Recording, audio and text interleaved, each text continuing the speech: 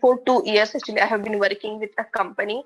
So I was only a developer in that project. Actually, I had manifested the particular salary. I had asked for a 300% hike. So before a week, I got a mail from that 2 years back client that we were impressed on your work. So we want you to join our company, and we will provide you this salary XYZ, that whatever I have decided. I'm so surprised. I had a dream where my daughter was sitting for the medical entrance, and she started doing the meditation. We started doing sort of a vision board. We started visualizing as if, she got her results. She got a very good grades. She was wearing a stethoscope around her. We started living in a completely different world. So on the day of the results, she had extremely good results. And can you imagine, at the end, she had 3 offers the same day from 3 top universities in England. I had this pain on it's called the cubital syndrome. It's the pinching of the nerve. I just did this affirmations, right? That I'm completely healed. Like constantly I was doing that, right? And I had an appointment with the doctor, and the doctor said there's nothing wrong, that I don't need any kind of procedures or anything, and it'll heal itself. It's just like a little bit of a thing, doing meditation and manifesting and that affirmation, that helped a lot. I manifested for a job. I make a vision board. I started visualizing all the things, how my interviews are going well, and started converting my limiting thoughts to empowering thoughts. And this week, I got 2 offer letters. Yeah, I am so happy for this. I would like to share from my daughter's perspective, actually. So she was writing a step 1 exam to go to US after her MBBS. Actually, I had heard from you, Chandra sir, that always you create your own reality through your thoughts. So I was constantly telling her that you create your reality. So just focus within, and whatever you feel will come through. She did that. Through that period, she was meditating, and constantly she was, inside, she was believing that she'll make it. And she really did well. Like, she got through it.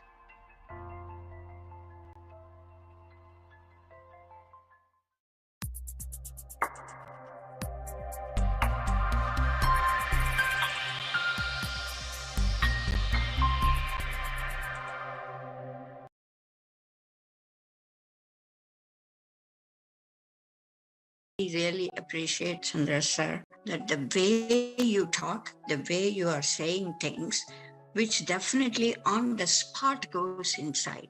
That whole meditation session was so absolutely transcendently calm and peaceful to me. In the night, if I can't sleep, you don't believe it, I take my phone and listen to the talk again. Certain things are really blueprint in my heart. Definitely, I feel this minute of my life is really in a different place. My views changed, my confidence level changed, my love, I'm very open-hearted person to everybody. That's the thing. But unnecessary worries and stuff, just they have taken a back burner and gone. I'm not for anything, Chandraji. I have even if a small thing will become a big problem for me. I felt so relieved that things is going to happen. My inner strength is guiding me. I'm moving on. So I don't need to pay attention to any of these worries. And another thing in your thing, I love it, is your vegetarianism. I am so personally so much for vegetarianism. I love the animals. I don't want to see anywhere anything killed. It's nothing against people who are eating, but it's their privilege. But I always say, please, for health, for emotional health, for spiritual health, and for your controlling your senses, it's better to be vegetarianism. It gives more energy.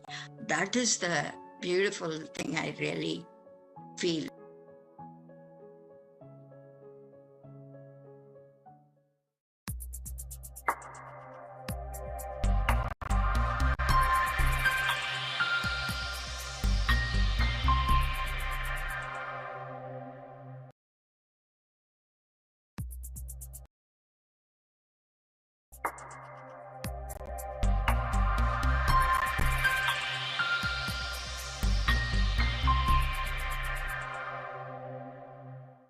Meditation has got two wings, like a bird has got two wings.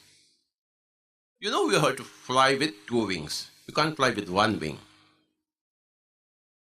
These two wings are, remember this point, the two wings are mindfulness and meditation. Mindfulness in whatever you do, when you're doing, there are two things, doing and being. When you are doing mindfulness, when you are being meditation. See, you are just being. Whatever you do, you should do with full focus, full attention. Walk while you are walking, eat while you are eating, sing while you are singing, dance while you are dancing, talk while you are talking, listen while you are listening. Let not the mind wander other than the work going on to play hand. the 2 minutes video. The more you practice mindfulness, the more you get into meditation.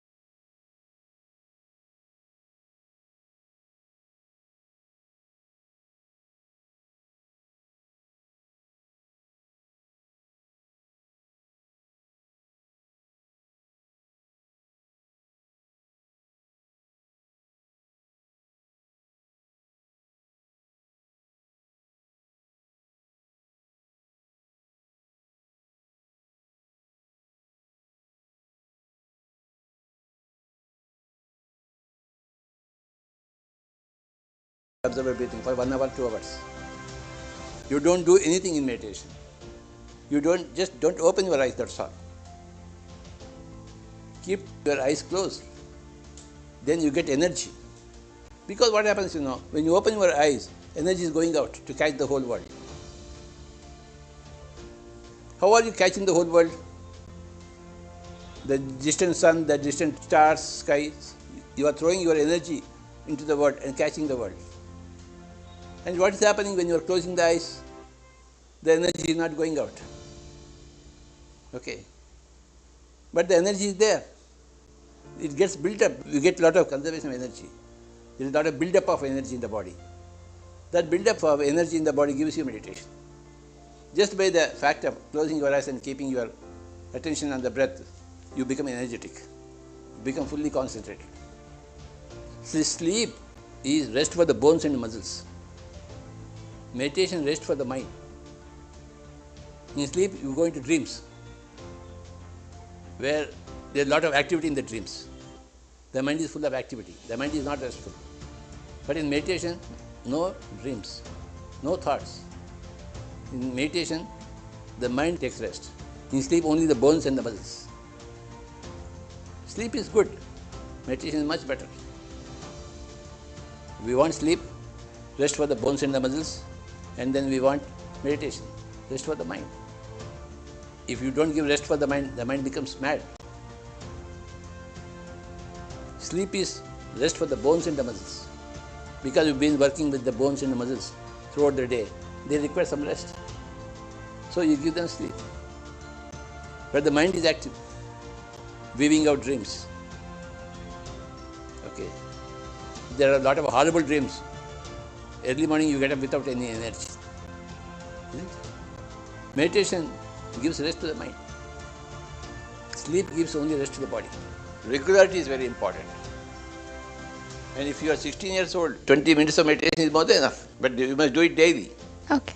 Make it a habit. Okay. You can skip anything else but not meditation. No excuse for skipping meditation.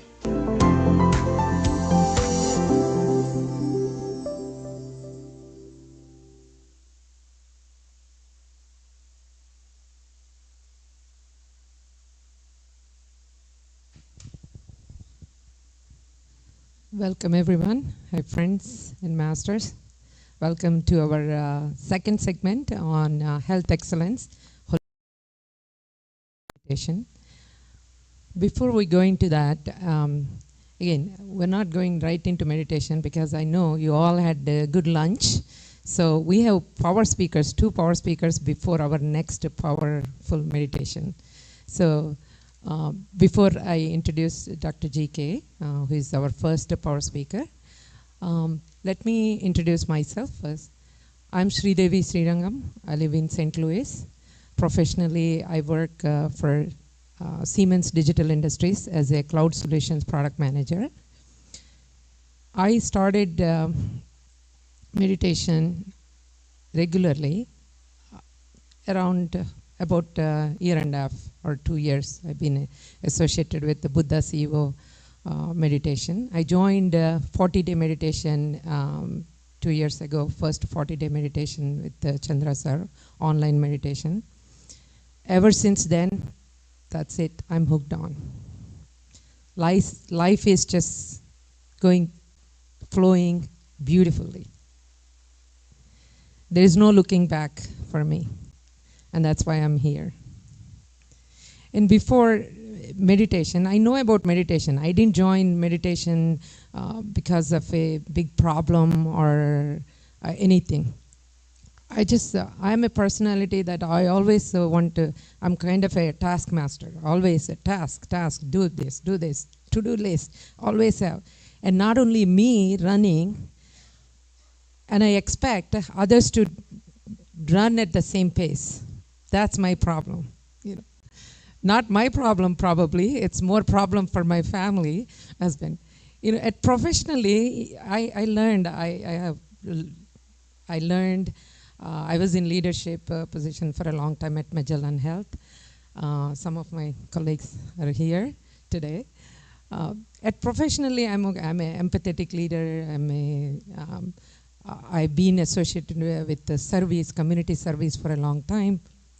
All of that is good. But when it comes to the confidence, or when it comes to the expectations, or decision making, or the clarity in my mind to do something beyond what I'm doing, I'm a lifelong learner. So I read a lot of books. I know a lot of stuff. But that knowing is different from really doing and being in that state when the situation comes. I want to live in that what I know. Acceptance is good. Surrender is good. We don't even remember that, we have to observe our breath for 2 seconds. If we pause, then we don't react, we respond, or we don't get anger. Our anger reduces. All of that good stuff I know. But when the situation comes, some challenge comes, I don't even remember that I even had to do that. And that's what meditation taught me. From that knowing state to doing state to being in that state, really, that's what I've been observing lately.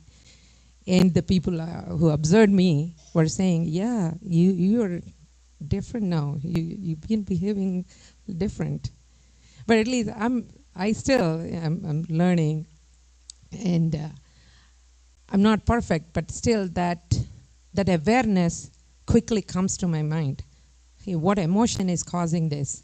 I'm reacting this way, and immediately the change, comes. So, first when I started meditation, I only started because I've been doing a lot, high intensity interval workout, and then some yoga, and then gardening, and going too fast.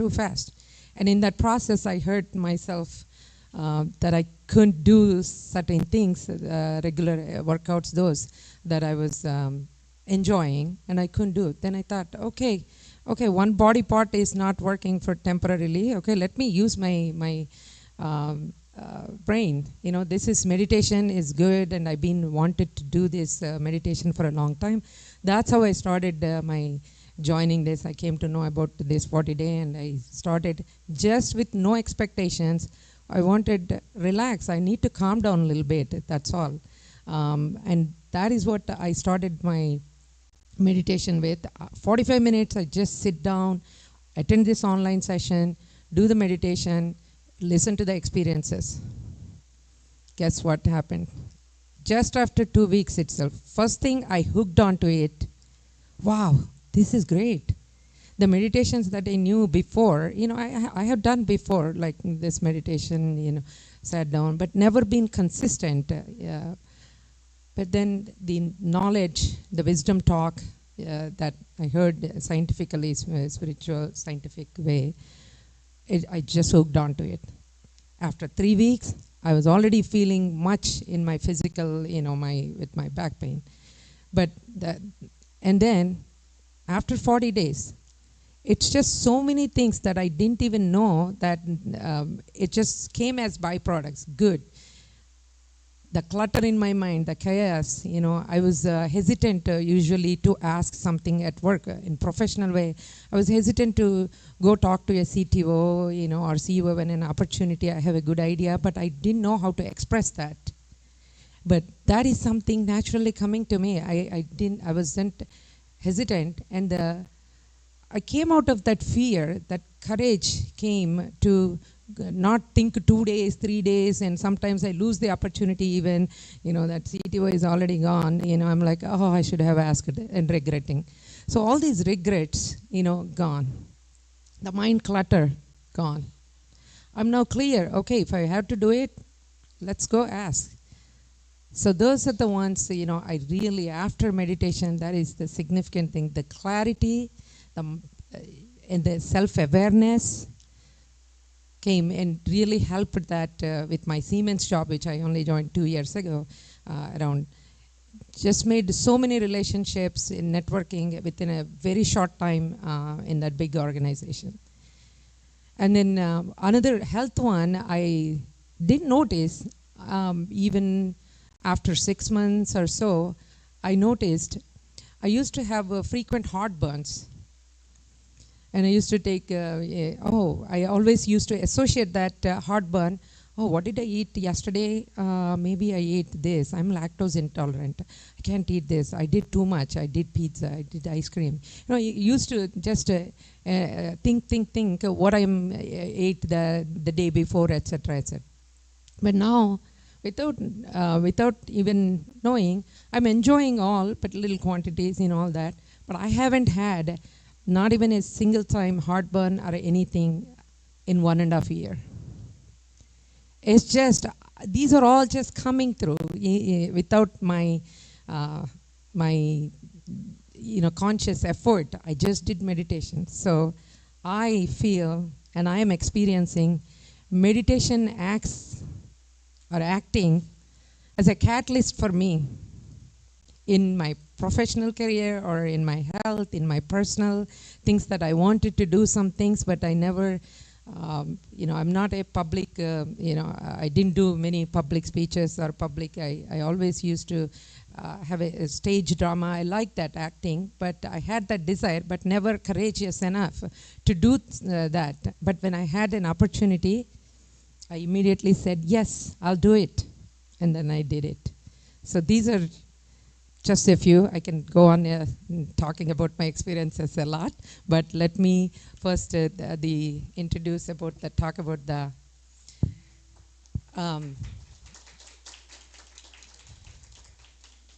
health excellence segment that we're going to be starting. So what is health excellence? The WHO, World Health Organization Constitution states, health is a state of complete physical, mental, and social well-being, and not merely the absence of disease or infirmity. This refers to a state of complete health in body, mind, and spirit. Meditation can aid in achieving this goal. Health excellence is achieved by nurturing the body and mind, leading to improved overall health, reduced risk of disease, and a better quality of life. It is a holistic approach that not only addresses physical health, but also encompasses mental and emotional well-being. So we have our first speaker, Dr. Gopalakrishna. Welcome, sir. Let me introduce you. Dr. Gopalakrishna started as a medical doctor and credits meditation for his transformation into a spiritual scientist. His organization, Spiritual Tablets, is committed to fostering individual holistic well-being using meditation as a tool for self-healing. His experiences with meditation and interactions with Patriji led him to include meditation in his patient care. His numerous projects included Meditation Health Clinic, which provided meditation training to patients, and Pyramid Spiritual Health Care at Nizam Hospital, where patient treatment included a plant-based diet, meditation, pyramid power, and spiritual health counseling. This research culminated in a holistic healing approach that characterizes spiritual tablets. Welcome, Dr. GK. Over to you. Thank you. Thank you very much, madam, for this introduction. And welcome all the delegates and masters and Brahmarshi Pitama Patriji for this great platform and Buddha CEO Foundation. I'm very happy to give my short presentation on prevention is better than cure. And welcome to the GCML conference, the regional conference in St. Louis, USA. Currently, I'm connecting from Manchester, United Kingdom. Even though this proverb looks like very simple and well known, today I'm trying to explain this concept or this proverb in view of the spiritual science and meditation, so that the leaders and the people and the organizations can understand how we can give a better healthcare to the people. So the early diagnosis and early treatment, they will reduce the risk and potential disease.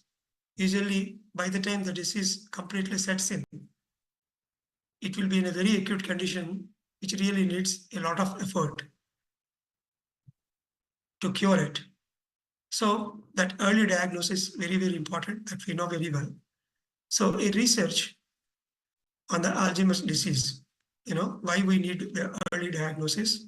So that paper done in 2019 by Kaya and Jill has clearly quoted a lot of important points, which we used as a base for the explanation and for a creative idea that we are trying to come up with in a spiritual way. So numerous medical conditions, including the chronic and acute illnesses that we are seeing today. So the lifestyle factors like increasing age, diabetes, smoking, high blood pressure, and elevated cholesterol levels, obesity and depression, lack of physical exercise, and low education level, infrequent participation in social gatherings. So all these things are the key lifestyle factors which are there behind any of the major illnesses, which we can identify beforehand.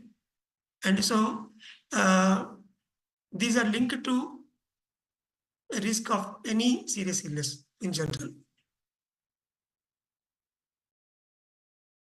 Whenever we are diagnosing a serious illness, for example, the cancer, the moment it was diagnosed, immediately the patient God, usually we call it as PZ, patient God, they will undergo a shock.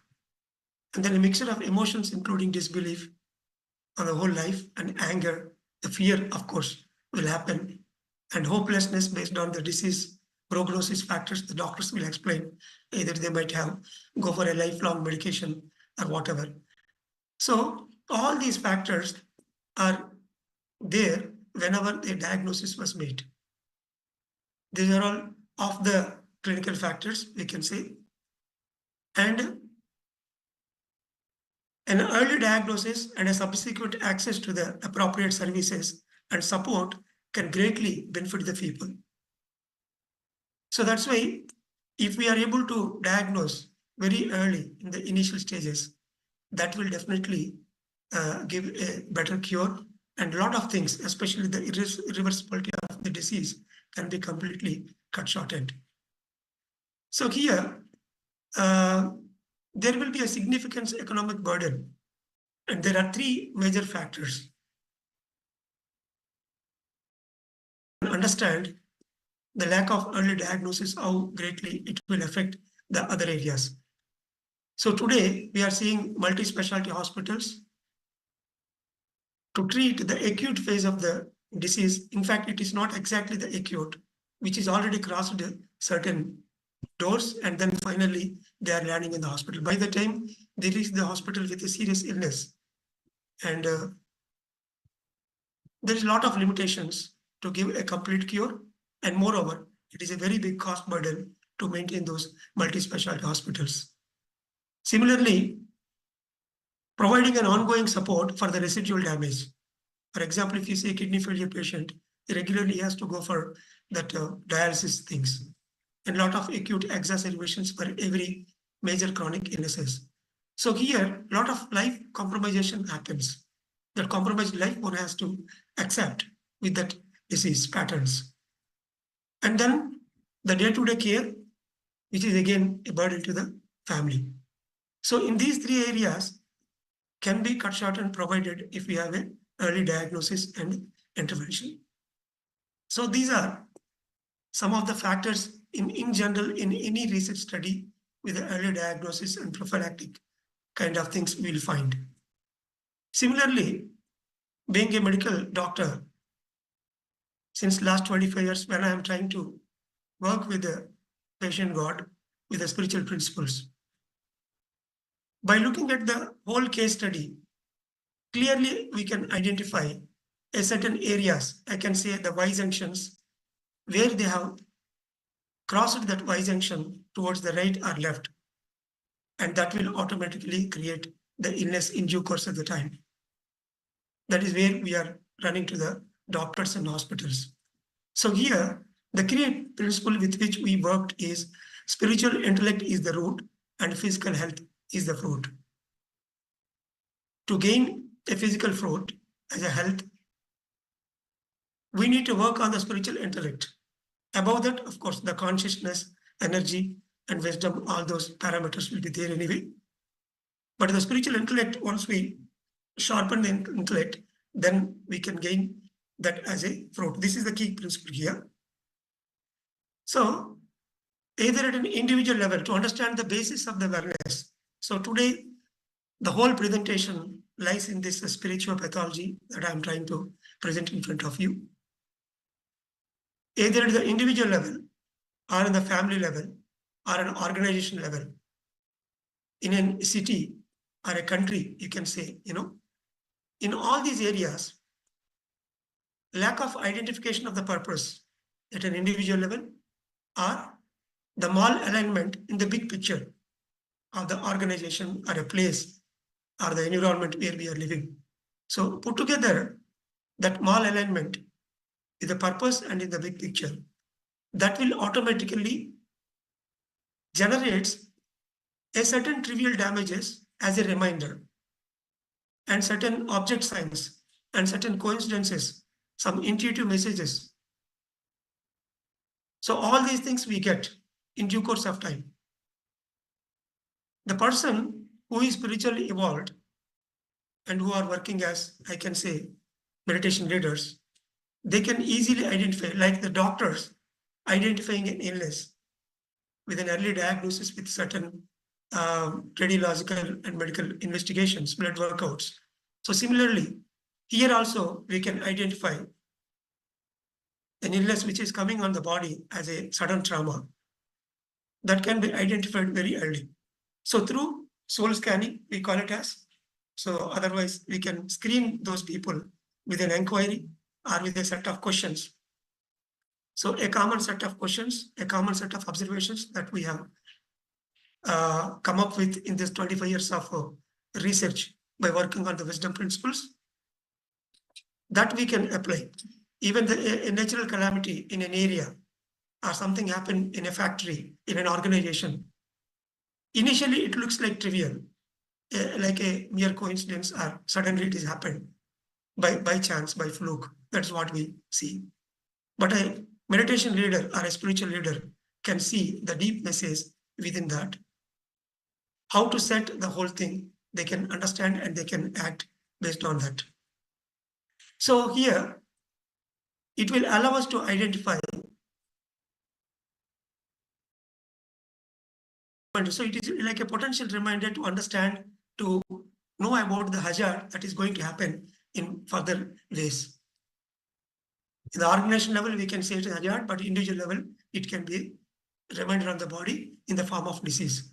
So here, disease is nothing but a physical reminder that we are away from our original potential, our source, our purpose, or a deviation from the original purpose of life.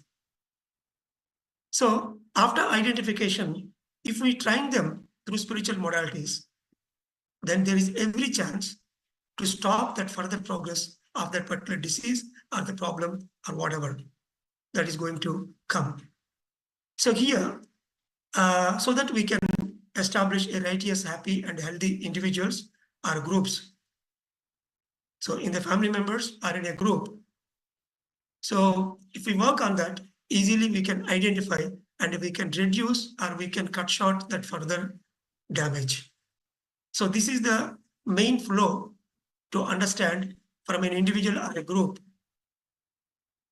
and identifying it in an early phase, especially the evolved souls and their patterns in life and in an organization, and so that we can train them in a proper way and we can reduce that cost burden, whatever I said earlier, comparing with the medical system. So to understand this, let me go with a important case study here. It's a 2 minutes testimonial of a most dreaded disease and how we can identify in an early stage to not to land in a traumatic state that we'll understand here. I am Suresh Chauhan. I am from Bangalore. I got a disease known as myasthenia gravis.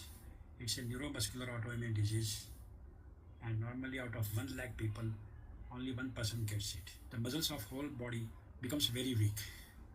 It started with eyelid. Eyelid were drooping, and slowly the eyes were closed. And slowly it progresses on the arms, legs, and whole part of the body. After some times, even my biting muscles became very weak. It was very difficult to eat. Even I had been to Chicago also for this treatment, where the research is going on. There also it was told, whatever treatment you are having in Bangalore, same treatment we have in America, you have to continue with steroids. There is no other alternative, and there is no cure at all. During that time, I came in contact with Dr. Gopal Krishna, who cures many patients by teaching them meditations. So Dr. Gopal Krishna guided me and given me a teacher named Pravina, who taught me meditation. I learned meditation over from Pravina, and she told me you have to do 3 hours daily for 40 days continuously, since it is a very chronic disease. I seriously started meditation 3 hours daily, 1 hour in the morning, 1 hour in the afternoon, and 1 hour in the night. After 6 months, around 20 to 25% of improvement I realized, and even steroids dosage were coming down. Then I had belief that with meditation, this disease will go into remission.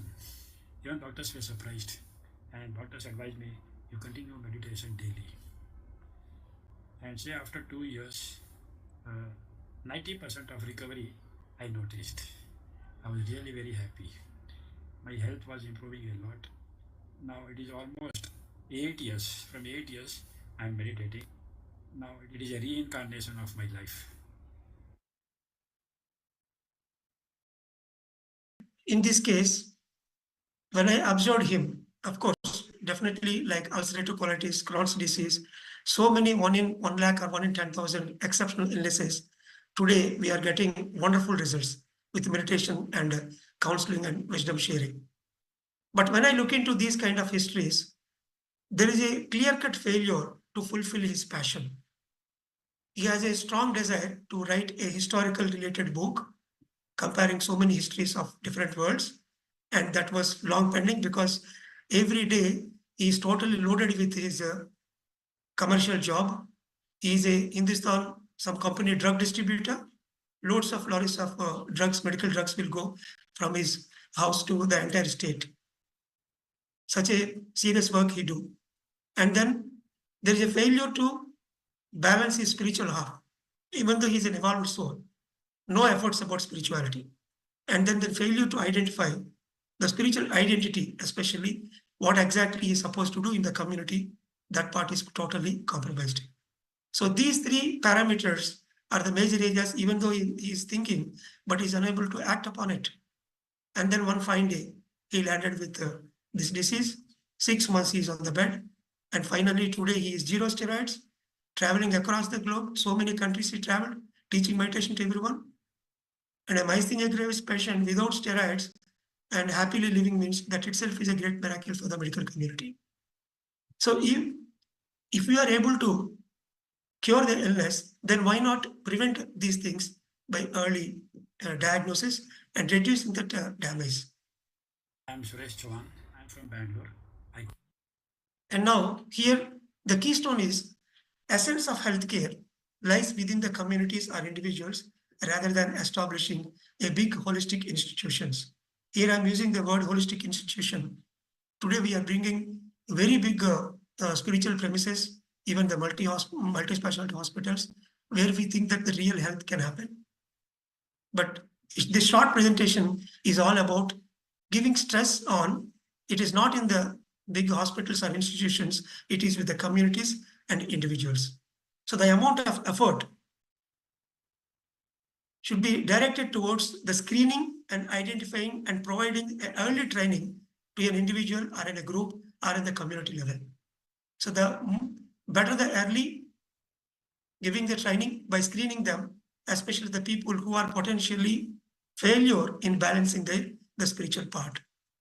So the implications are like a little implications with my experience I am giving here, conducting a door-to-door campaigns and with the questionnaires, screening them either in the organization level or individual level with a set of questions or questionnaires, we can understand their stress levels, their failure factors, and they are evolved soul or not, what kind of failures already they crossed, and he is a potential person to get into a disease that we can identify.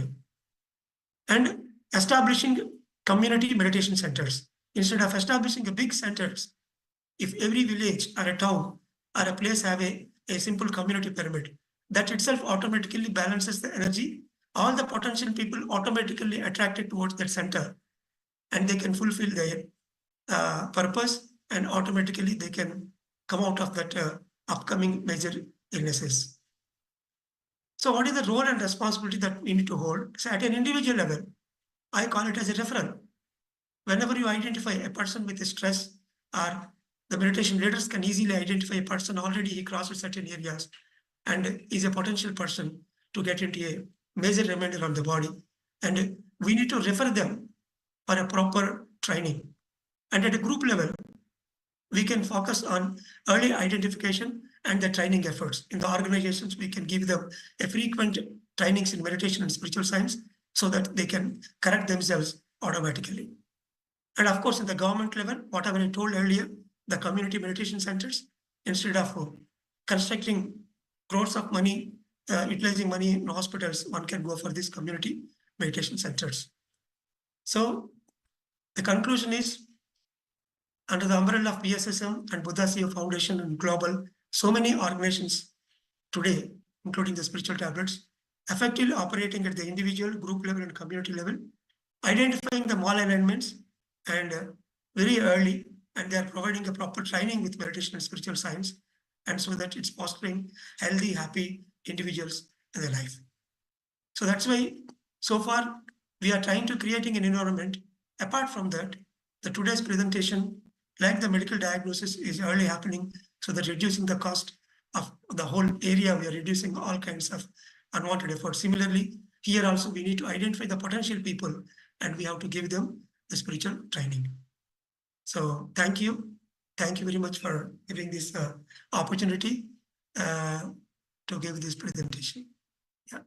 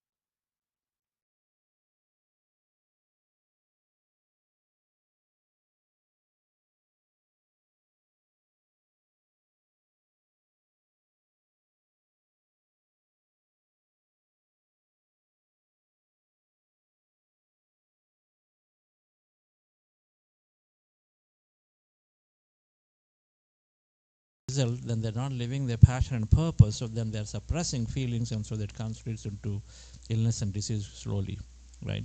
Any thoughts on this, sir? Thank you very much. I thought I'll hold it off for the panel discussion. Anyway, I'll tell. Oh,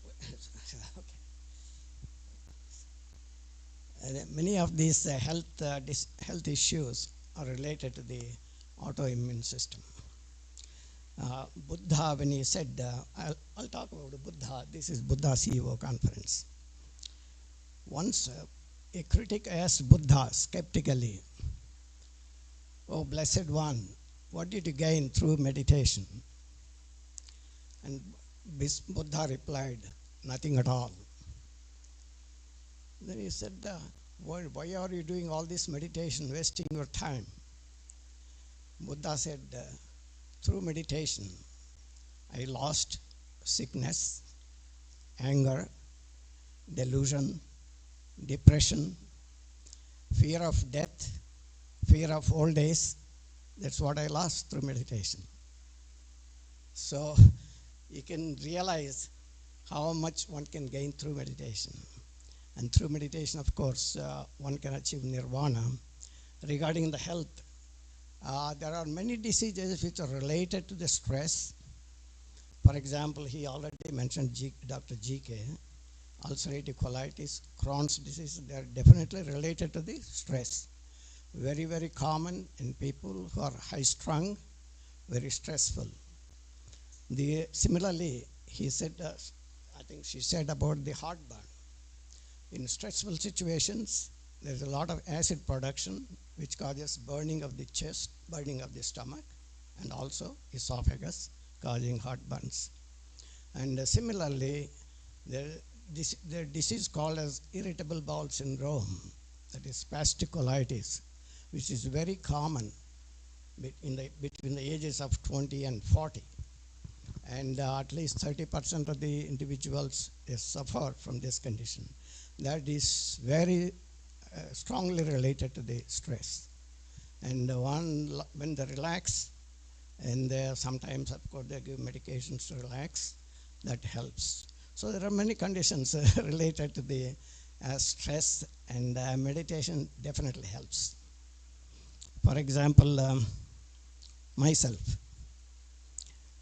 I didn't have any systemic diseases, fortunately, for several years, till I reached 84. Your experience will save for the panel discussion. Oh, okay. Thank you. Thank you, sir. Yes. Thank you.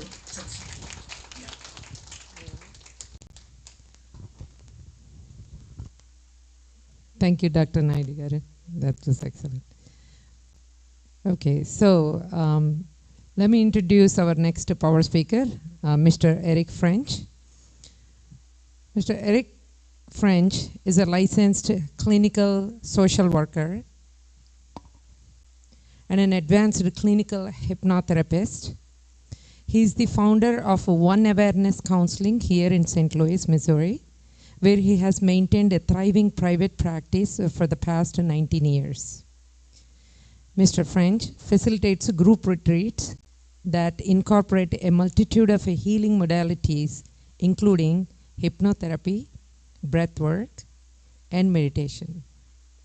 He is the author of 2 award-winning books, Ophelia, Awakening the Gift of Feeling, and Ophelia, Awakening the Gift of Feeling, Children's Edition.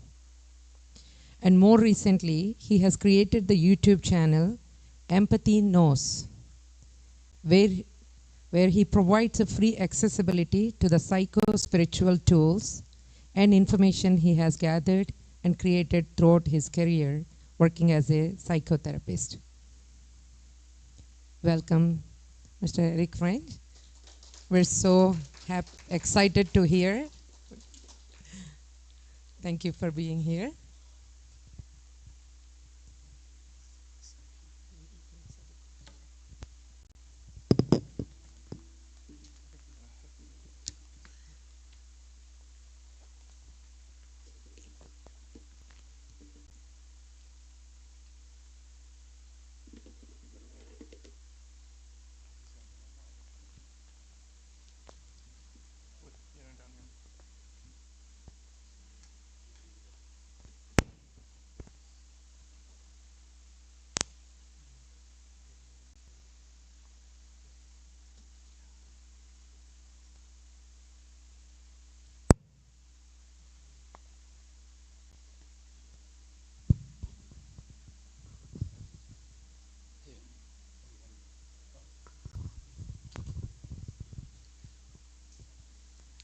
Our volunteer AV team, give them a big clap. Thank you.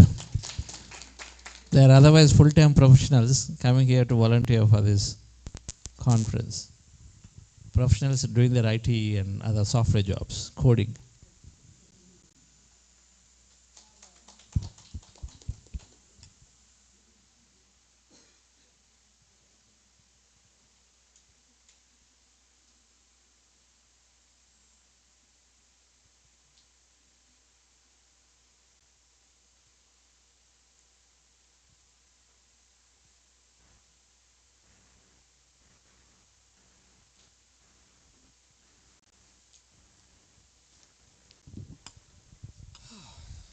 It's so good to be together.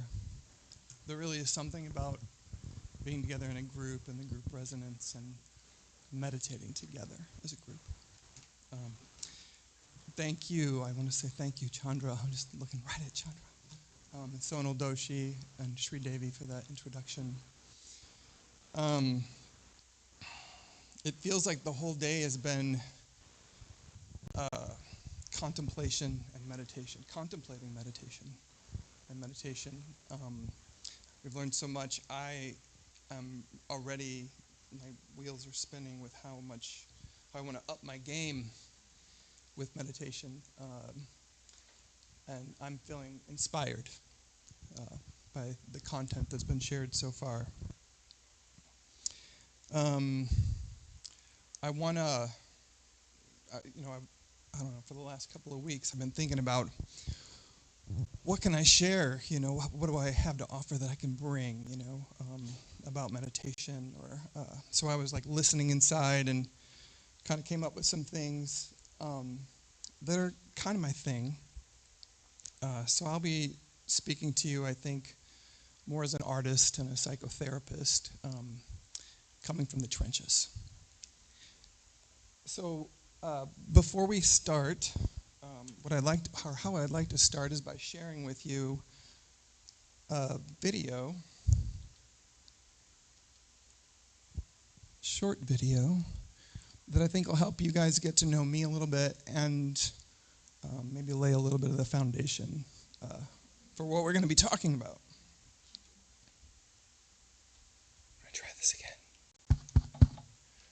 Okay, so this is the third time I'm trying this, because the first time I ran out of memory. The second time I forgot to plug in the mic. I think everything's right now. Okay.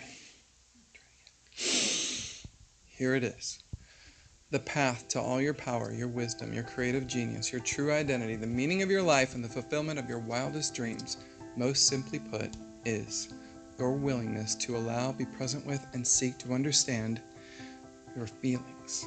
Feeling awareness is everything. Everything we see and do and say extends from what we feel. So understanding our feeling experience is outrageously important. Our relationship with ourselves is a dialogue of feeling. We don't get up in the morning and look in the mirror and have a conversation. Hey, Eric, you're gonna have a good day today? Yeah, I'm gonna try, I'm gonna give it my best. Okay, you got this, you can do this. You're smart, you're handsome, you're bullshitting me. I know the truth. Everything that we look at, everything we give our attention to, everything we think about registers as a feeling. It's a feedback loop, and it's going on constantly. So feelings tell us about ourselves, what's going on with ourselves. Feelings can tell us about what's happening in others, what's happening in the world. And we use feelings to have impact on our world and on our relationships, and whether we're paying attention to it or not, on ourselves. Eventually this will work, and nobody sees how great I feel so much better. I'm good. Feelings are the power of magic we possess in our world. It's the power of feeling that creates our dreams and our night terrors when we're sleeping. And it's the same power that ultimately creates the unique circumstances of our daily living. Your life. My life. Whatever dream you would have manifest in the extended body of your life circumstances has to begin with paying attention to and attuning your inner body. You can work hard, chop the wood, carry the water, pound the pavement, prepare and carve and climb, but nothing will change unless the energy moves, unless the emotion is set into motion. But most of us are congested. I'll show you. Right now, take a breath, listen inside, feel around. What is your heart's desire? The biggest thing. What do you know about it? The calling, the quest, the experience. Erase the blackboard, no rules, no limitations. Be gone with the old story, pause the problem. What does the deepest, most sensitive part of your heart seek? Feel something? You may want to pause here. Now breathe with it. And if you can, allow yourself to really feel what it feels like to experience it. One breath is all it takes to begin, to plant the seed. Each intentional breath is a step in awareness, a step in consciousness. Now some of you may be feeling joy, excitement, enthusiasm, energy, but some of us may be feeling resistance, frustration, sadness, or even shame. For most of us, it's a little bit of both. But don't worry. The resistance is just the shit that's in the way of the good stuff. The hard and lucky to know truth is that the only way out is through that stuff. The good news is, it can be done. I think I can. He's beginning to believe. You are great. Jedi. Dracarys. Whatever's next for you on your journey, breathe with it. It may be a hard feeling, it may be an exciting and hopeful feeling. There may be something to release, there may be something to breathe into, something new, a new awareness or possibility. Either way, you will have moved forward in awareness, in consciousness, and you'll be a step closer to being your true self, a step closer to fulfilling your heart's wildest dream, a step closer to getting to the next place, to freedom, or perhaps a step closer to hope. Whatever the case, the next thing to do is to write down what you saw and felt and put some representation of it somewhere where you'll see it every day. So you remember, and you'll keep coming back and feeling your way to what's next on your path. If you keep coming back to this location in your consciousness, you'll become more aware and you'll know what to do next. But you have to keep coming back, keep focusing and feeling and intending and grieving the shit that's in the way. More to come on that in another video. That's it. Making and taking the time to be present with the truth of your heart, with your heart's call. Just a commitment to that alone will eventually get you there. The answers will come, the phone will ring, the synchronicities, signs, omens, whatever you want to call it.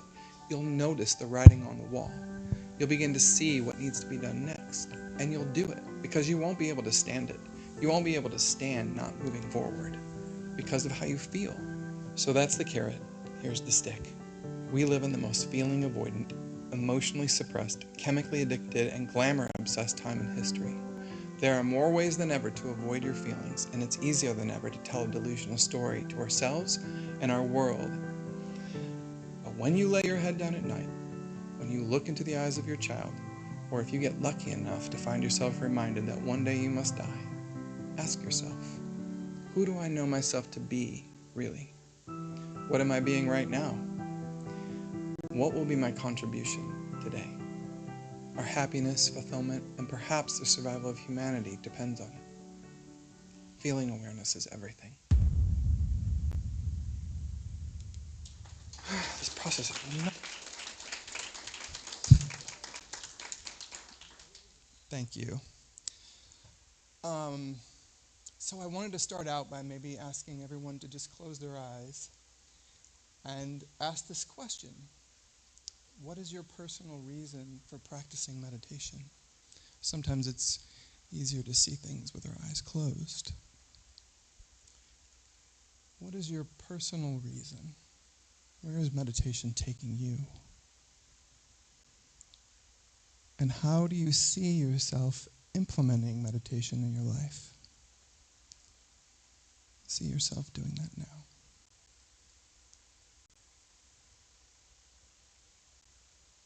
Good. Now you can open your eyes.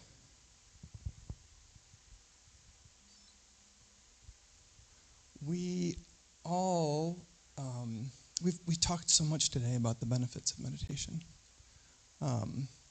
These are some of them: peace, creativity, humility, gratitude, hope, confidence, healing, compassion, feeling connected in community, caring, self-assured, maybe greater strength, inner guidance. Those are some. There are more.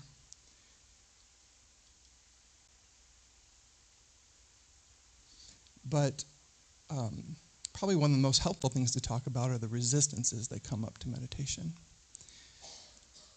Why do I have trouble staying consistent? Why do I feel anxious when I try to meditate? Why do I sometimes want to cry during meditation? I can't stay still. I don't have time. Sometimes I want to scream. The answer to the question is sometimes we don't even get to sitting down and doing meditation. The answer to the question is really about how we're feeling. And probably more aptly put, about feelings that we're not wanting to feel. So when I meet with a client, the first thing that I tell them is that I like to feel effective in my work and that feelings are important. Because, as was stated in the video, the way you have a relationship with yourself is through feelings. There's a feedback loop. It's going on all the time. And I know from experience that it's really hard to make changes and become more self-aware if we're not feeling our feelings. So feelings are important. Consciousness is in your whole body. Feelings are messages to and from the self and to and from the whole world. And we have to feel the feelings to get the messages. Sometimes it's just not enough to know that you're sad or know that you're mad or hurt or feeling guilty or feeling shame. In order to really understand where that feeling has come from, we have to let that energy pass over our body.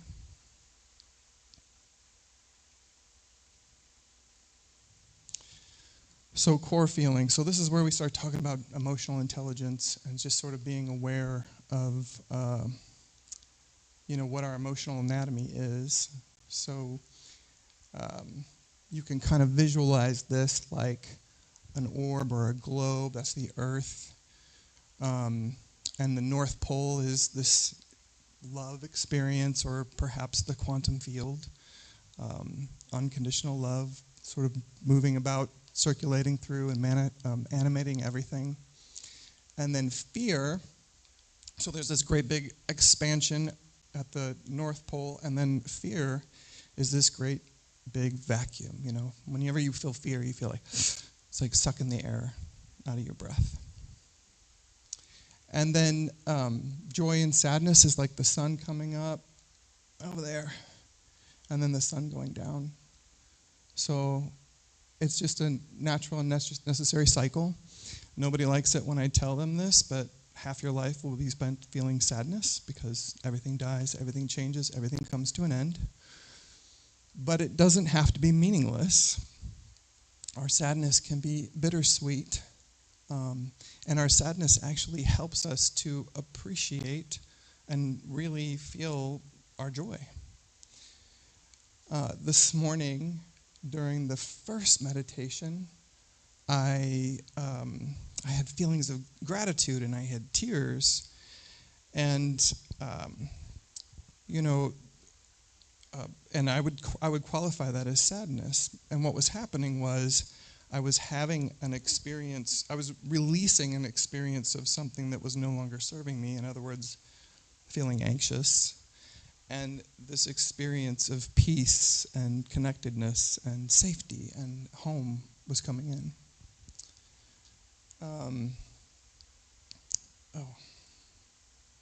So let me just skip forward here.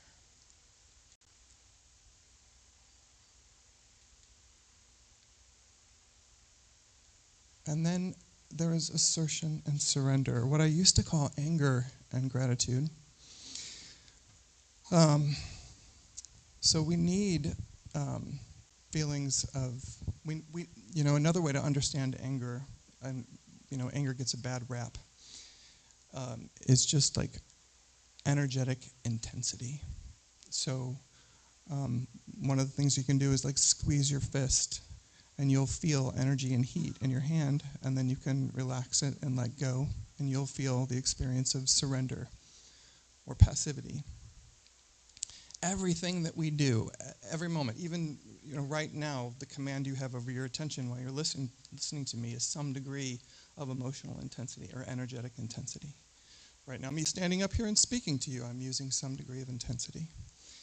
But we want to use intensity in just the right measure. The purpose for that intensity is really to hold boundaries. I always say this is an ancient symbol. It means blessing, it means healing, it means support, and it also means stop.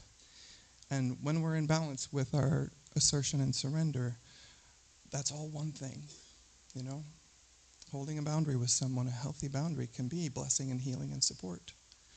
It's also blessing and healing and support for yourself. But all too often, what happens with intensity is we use it in our bodies to suppress more vulnerable feelings, to hold attention in our body. And usually that's connected to very unique stressors or conditions or issues from our past, feelings that we don't want to feel.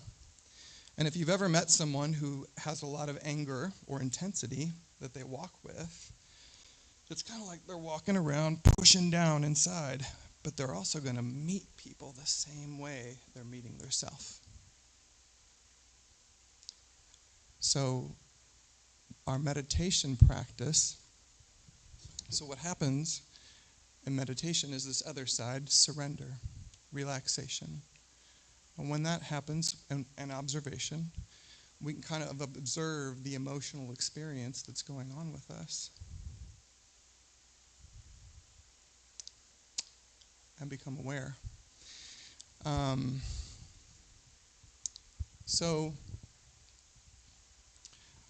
This was probably 20 years ago. Command of attention, prerequisite for successful meditation.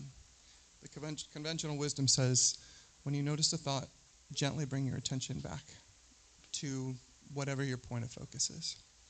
And that's really the best way to be in relationship with yourself. It must have been, I was 18 years old, I'm 51 now. I was at a place called the School of Metaphysics, and there were lessons from the Self-Realization Fellowship. I think it was from Yogananda, and one of the exercises that we did was called a candle concentration exercise. And what you did, you put the candle about an arm length away, and you just focused on the flame. And every time your attention wandered, you would gently bring your back to the flame, and set a timer for 10 minutes. And at the end of 10 minutes, I would notice that I wasn't thinking about the flame. I was somewhere else. And one day, I just decided I was going to keep doing that exercise over and over again until I stayed with the flame. And another 10 minutes goes by, and I was somewhere else. And another 10 minutes goes by, and I was somewhere else. And I was pushing harder and harder and harder. And then I just got present and broke. And I had a cry over the frustration of not being able to stay where I wanted to be. And I think I put my head down. I'm pretty sure what bubbled up in my awareness was memories of some past experience of being, told I was insufficient or not good enough or something. We all get those messages when we're little in some form. But then I got back up, or sat back up, and was able to complete the 10 minutes and was still focused on the flame at the end of the 10 minutes. So sometimes it's, in order for us to be fully present and to be successful with our attention and to successfully meditate, we have to allow some feelings to bubble up and release. We have to allow some energy to move.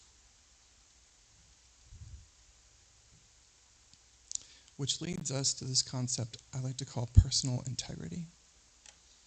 So when I say personal integrity, I don't mean adherence to any moral, ethical, religious, or even legal code. I'm talking about watertight integrity. I'm talking about, like, this vessel has the capacity to hold this substance. Each one of us has a container. That is our true self. That's our character, our preferences, our values, our personality, what we've built. And every day in the world, we're challenged to make compromises to that, to do things or say things that we don't really want to do or say. Maybe to let somebody take advantage of us, or maybe we get messages put inside of us, and beliefs or ideas about ourselves that just are not true, that are not us. So this bowl metaphor is really useful, and it's a concept I'll use in my practice just for everybody to think about how they're holding themselves, how well they're holding themselves.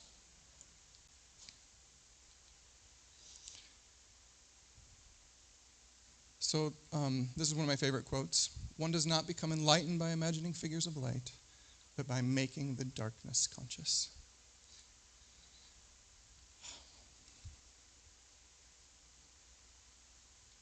Yeah. So when we sit for meditation, Chandra was talking about this morning, that it's not about, staying like I was trying to do when I was a kid all those years ago.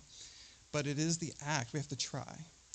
And during that process, awarenesses come. And that's unique and individual for each one of us. And as a psychotherapist, I can tell you that healing happens when people are realizing the things, that are happening inside of them, what they're doing, what they're being, that is hurting their self. And that is often not a comfortable process. So I think the message that I want to share here is that sometimes release of emotional suppressions and resolution of integrity issues may be required in order to recover psychic energy, bring healing to old wounds, and allow for greater presence and embodiment of the self, both in the meditation practice and in the life.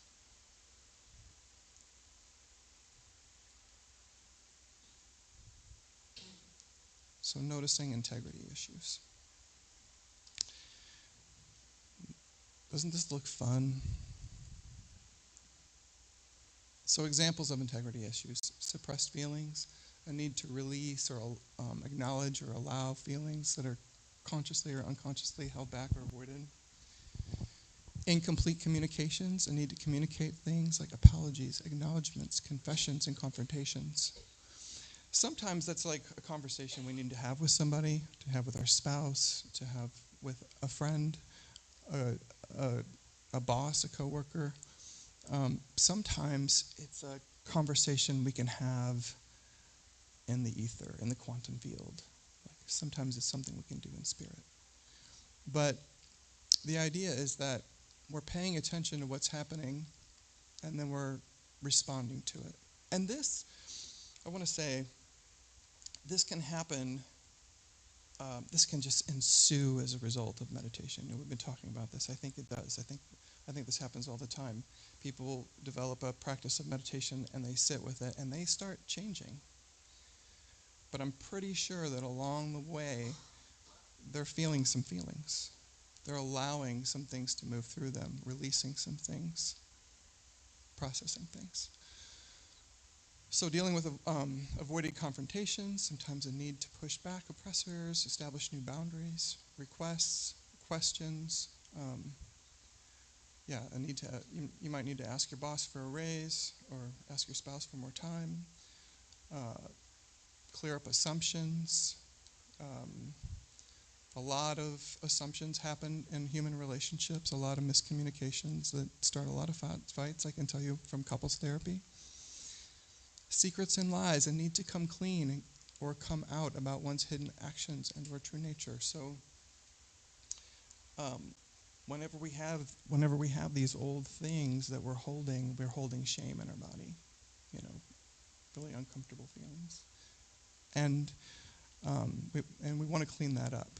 And when we do, everything deepens. We feel more whole, we have more energy, and probably meditation deepens. Broken agreements, a need to reestablish a commitment so that rebuilding trust can begin. Bad agreements, a need to renegotiate old agreements that no longer serve you. And then there's broken and bad agreements with the self, a need to reestablish healthy agreements or identify and reevaluate old unhealthy agreements with oneself.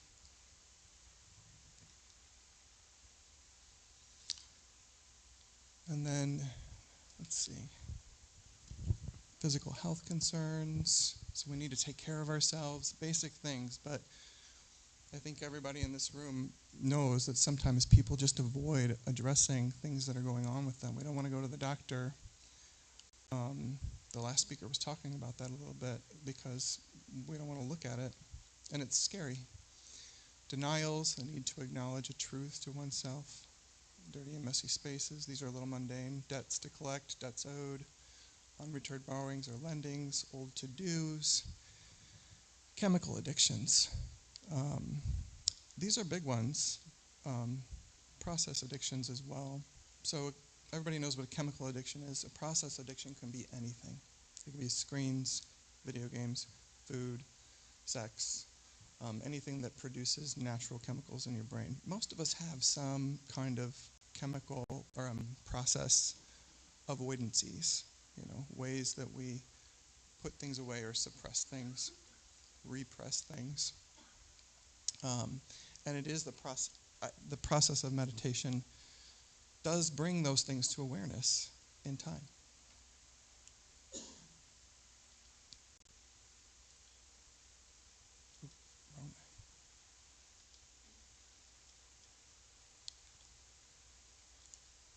So personal integrity means being present and embodying your true self.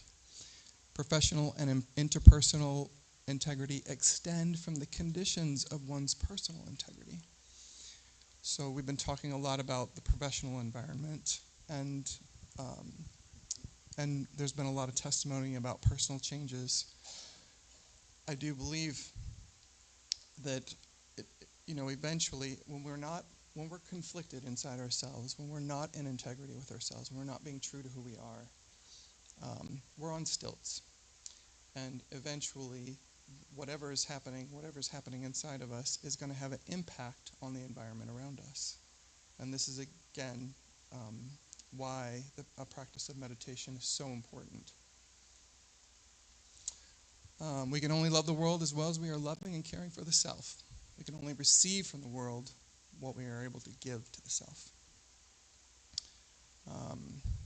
And what is out of balance within the self eventually finds a way to make its way known, manifesting in our experience.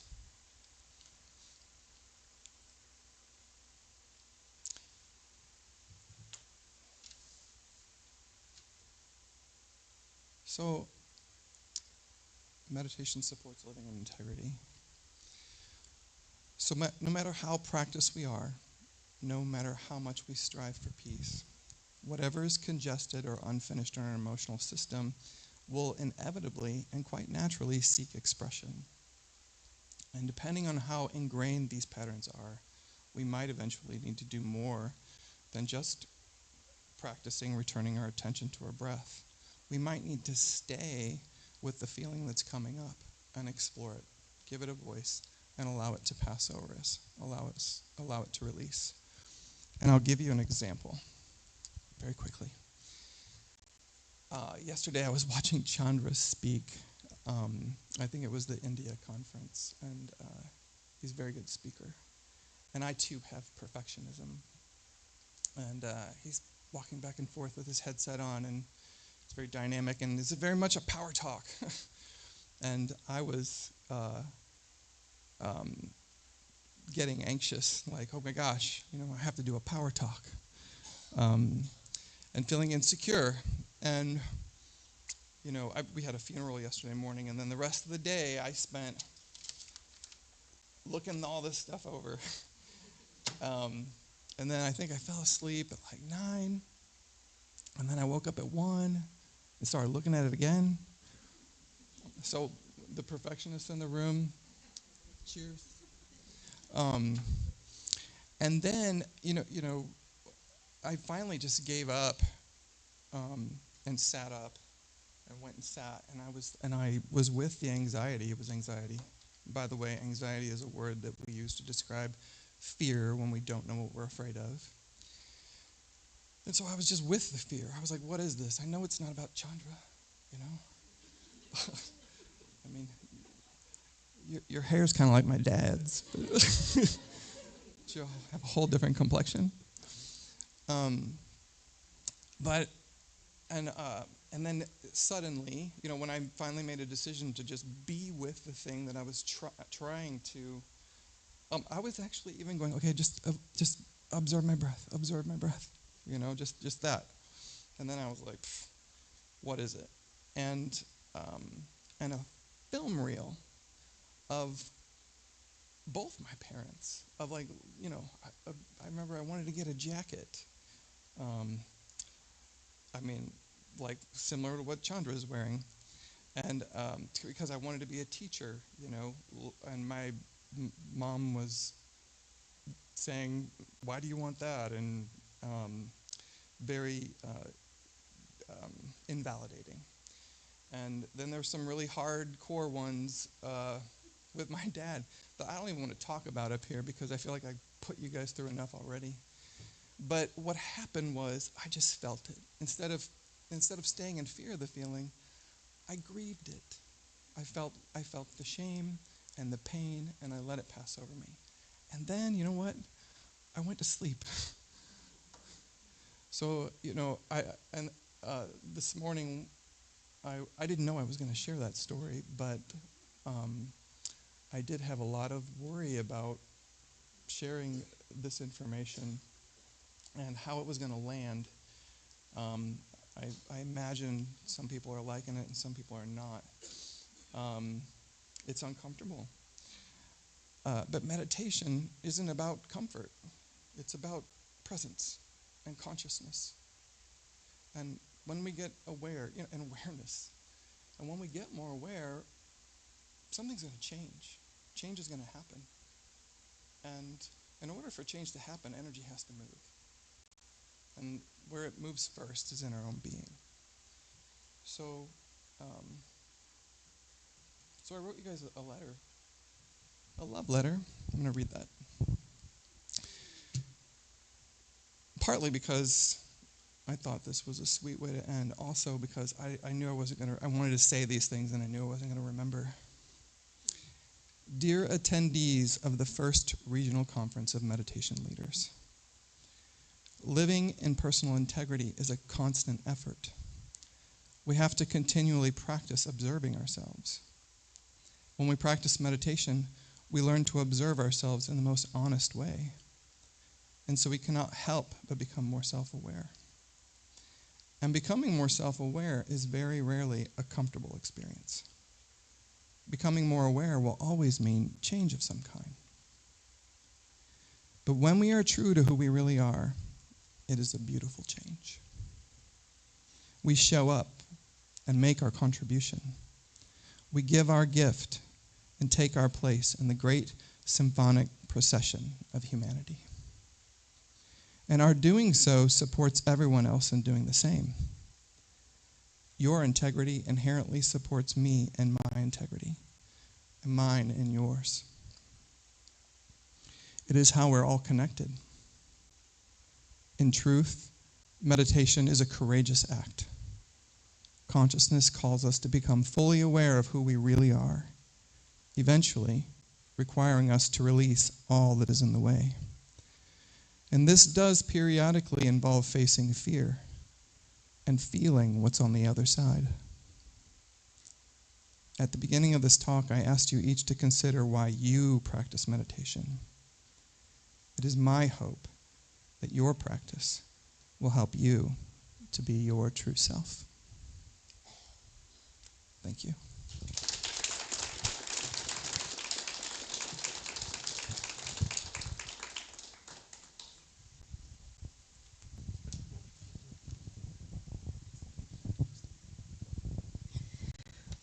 Thank you, Mr. French. That was a great video that what you showed about the feeling awareness, and talked about feeling thinking loop.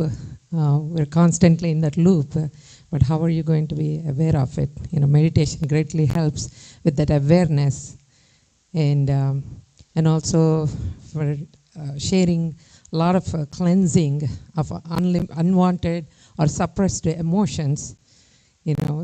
Practicing meditation really helps with that cleansing and bringing the awareness and letting go of those unwanted and suppressed emotions too.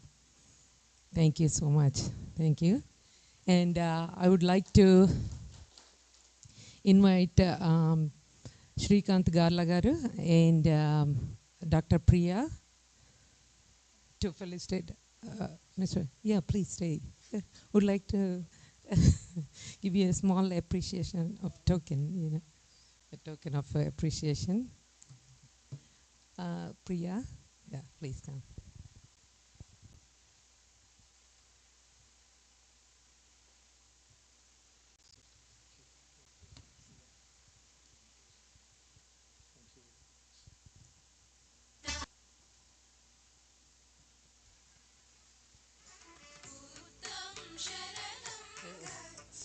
There you go. Thank you so much. Have a picture, all of us.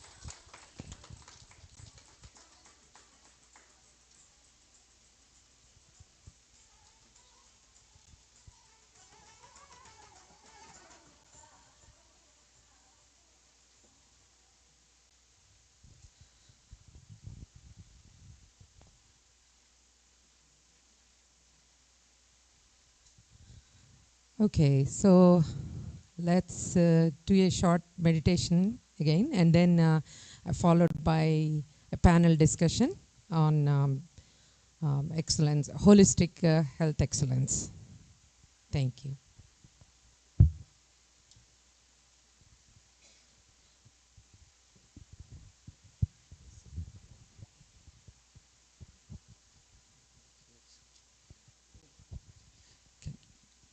Actually, can you invite the panelists onto the stage?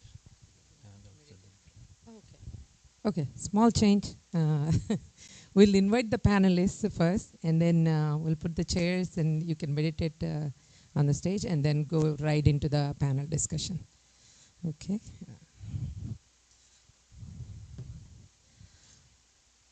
So our panelists today, Dr. G.V. Naidu garu.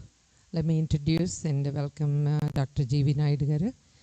Dr. G.V. Naidu, a distinguished gastroenterologist, has left an indelible mark not only in the medical field but also in the realms of spirituality and humanitarianism.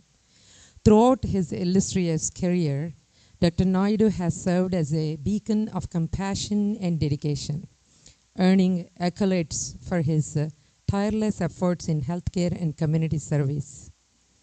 As the former chairman and president of the Hindu Temple of St. Louis, Dr. Naidu played a pivotal role in fostering unity and harmony within the local Hindu community while promoting interfaith dialogue and understanding. His leadership and vision have helped shape the temple into a vibrant hub of cultural exchange and spiritual enrichment. Beyond confines of his local community, Dr. Naidu's humanitarian spirit has taken him to distant corners of the globe. With unwavering commitment, he has volunteered his medical expertise in underserved regions of India, Nepal, Ghana, Haiti, and Peru, providing vital healthcare services to those in need. His selfless contributions have touched the lives of countless individuals, embodying the essence of compassion and service.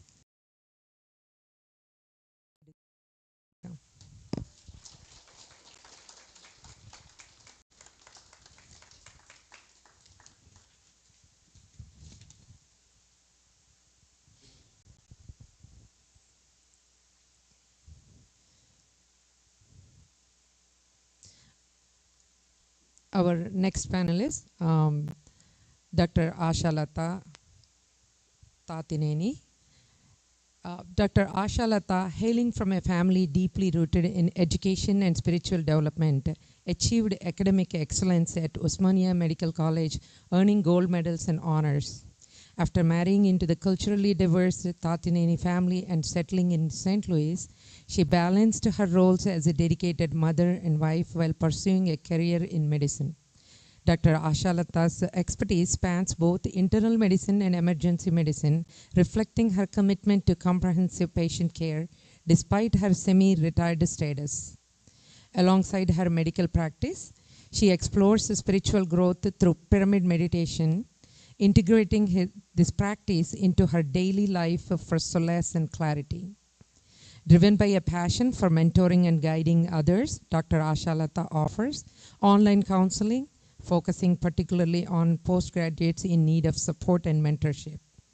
With her compassionate presence and wealth of experience, she empowers individuals to navigate life's challenges with resilience and grace.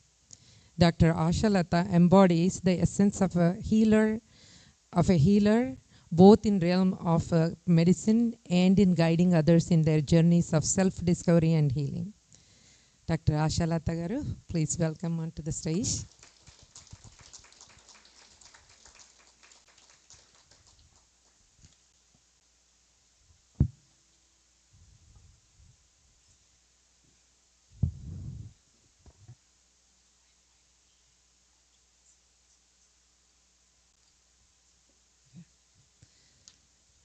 now our third panelist, Dr. Anand Lakshmi Narasimhachar. Dr. Anand Lakshmi Narasimhachar is a professor in anesthesiology at Washington University School of Medicine, specializing in cardiothoracic and transplant anesthesia. With an MBBS from Bangalore Medical College and post-graduation from the Postgraduate Institute in Chandigarh, he earned his FRCA in anesthesia from King's College Hospital, London. Over the past 2 decades at Bonds Jewish Hospital, he serves as the clinical director of anesthesia for general surgery and director for resident education. Beyond medicine, Dr. Anand practices Sudarshan Kriya for 8 years, teaching SKY Yoga, Sky Yoga for the last 2 years. He passionately shares his interest in ancient Indian wisdom and Hindu philosophy, dedicating weekends to teaching high school students about Hindu culture and philosophy. Dr. Anandji, please welcome to the stage.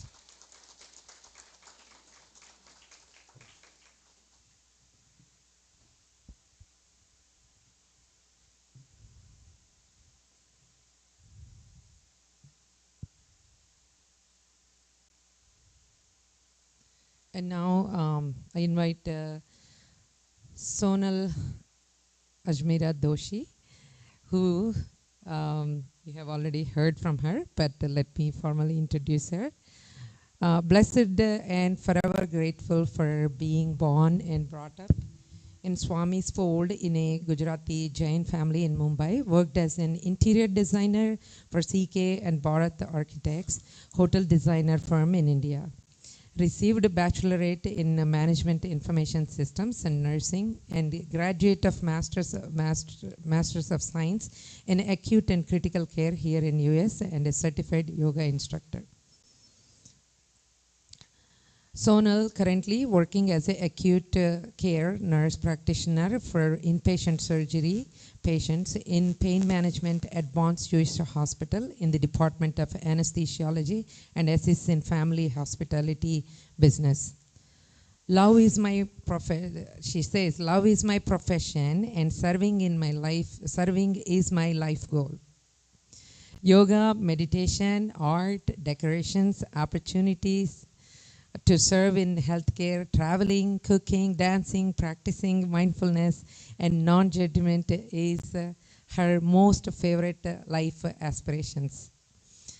A proud and privileged mom of a daughter, Jessica, and blessed wife of Raj Doshi is her husband. That's how I had to introduce Raj, I guess. And a forever grateful soul walking her incredible journey on this earth under all her beloved teachers and gurus, love and guidance. And she loves the opportunity to learn lessons, to expand the light within, to realize the truth. She is honored for this opportunity and will make all efforts to seek and serve in humility. Welcome, Sonal Doshi.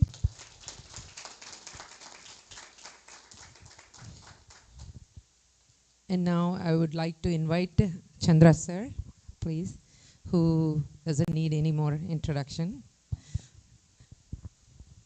Thank you. We will go into a brief meditation, dear friends, and then we will start with the panel discussion.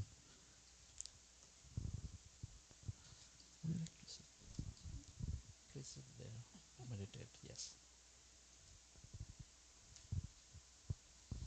Relax yourself, dear friends. Those of you who are new, meditation means to attempt to empty the mind. We have thousands of thoughts in the mind, and most of them are negative, redundant. So the goal is to empty the mind, and we do that by observing our natural breath. We're doing a short meditation. As you see in the picture, you're sitting with your legs crossed at ankle, fingers into fingers, hands clasped, and then keeping your hands rested in your lap. And if you're wearing spectacles, remove them and close your eyes. Be comfortable in your body. You can take back support. Spine need not be erect. And observe your normal, natural breath.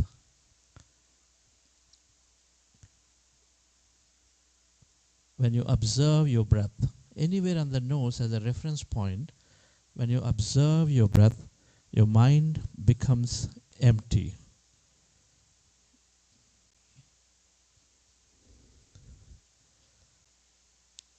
And as your mind is becoming empty, you may experience total emptiness around. Observe it. Be a witness to it.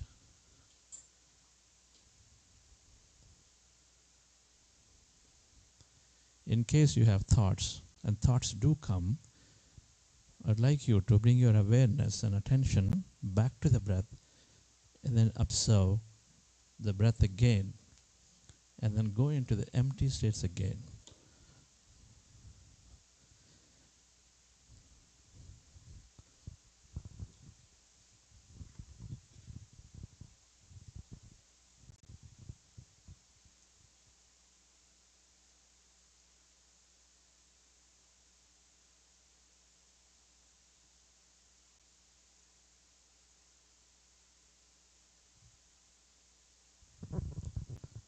I'll be playing light music.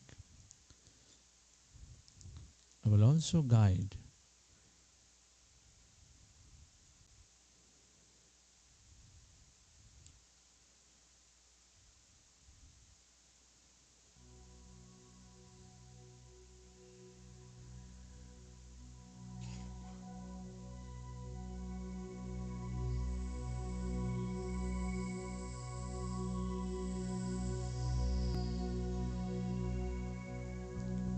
dear friends, we are going into powerful group meditation.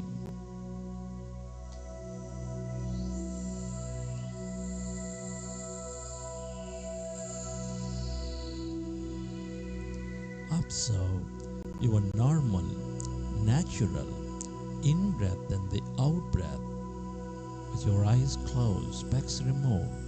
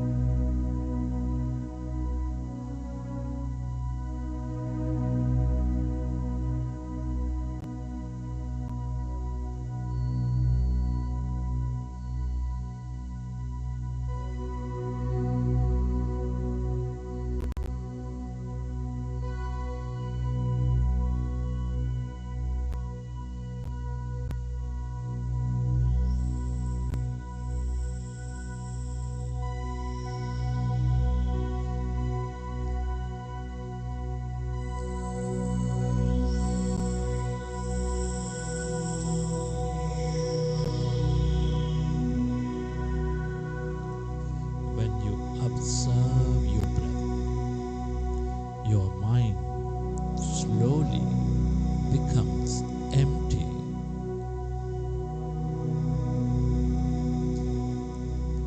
As your mind is becoming empty,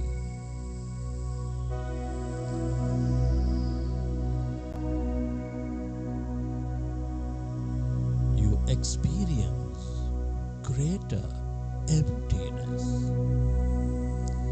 The quantum field of energy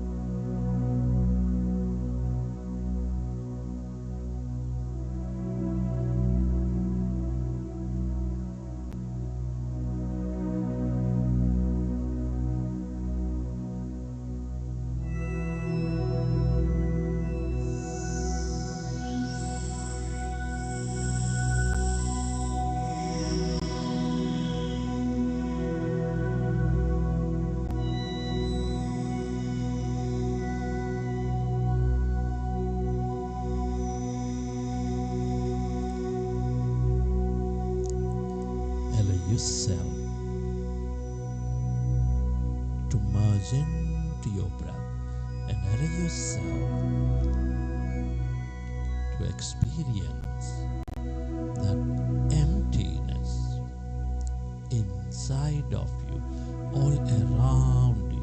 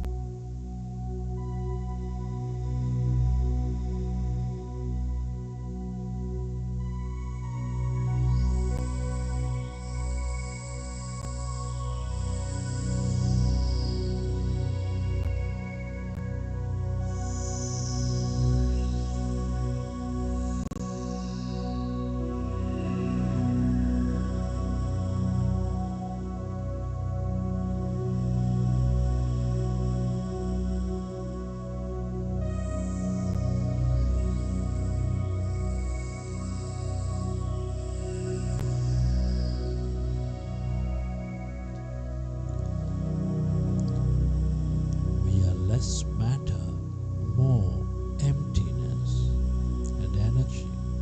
Allow yourself to stay connected to this emptiness and blackness, that void.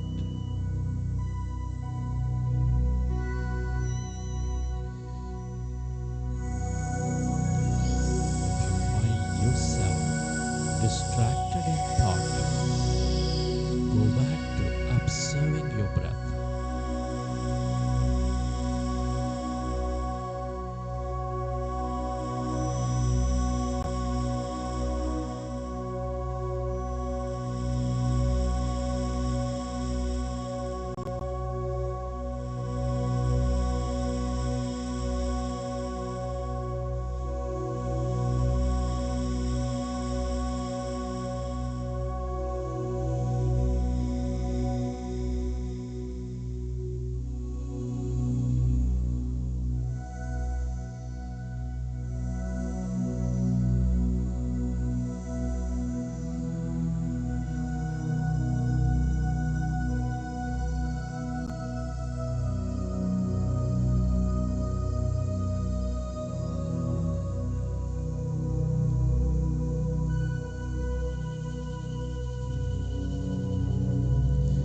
This is the field of wisdom, the field of will, the field of energy. The more you stay aware of it,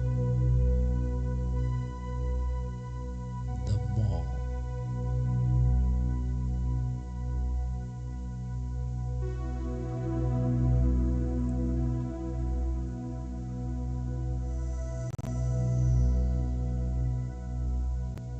insightful you become,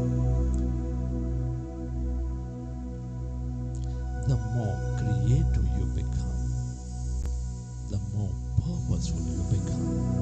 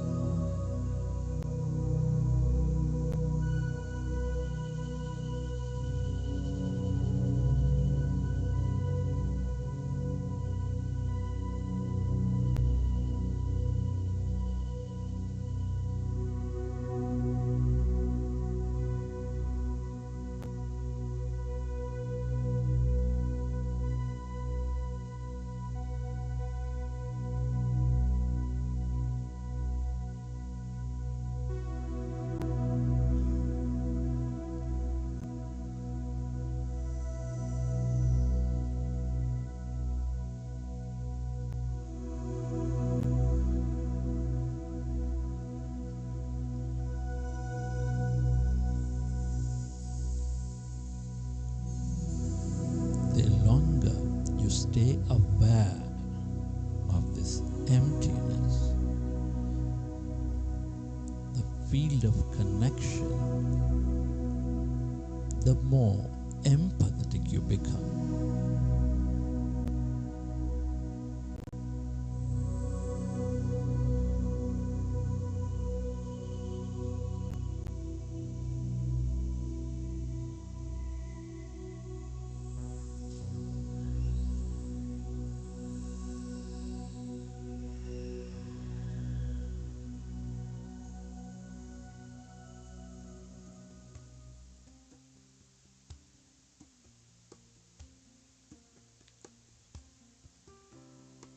And slowly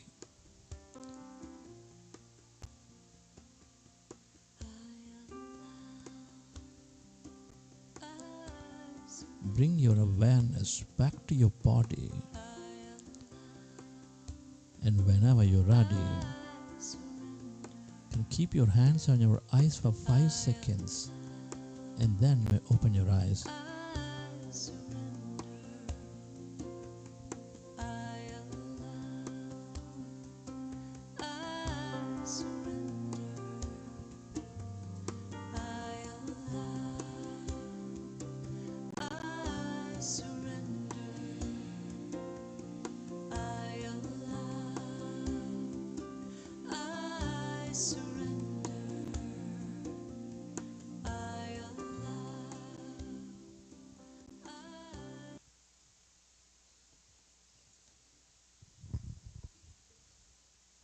Okay, dear friends, hope you enjoyed that short session. Madam, how are you experiencing the SEC conference? How experiencing the conference?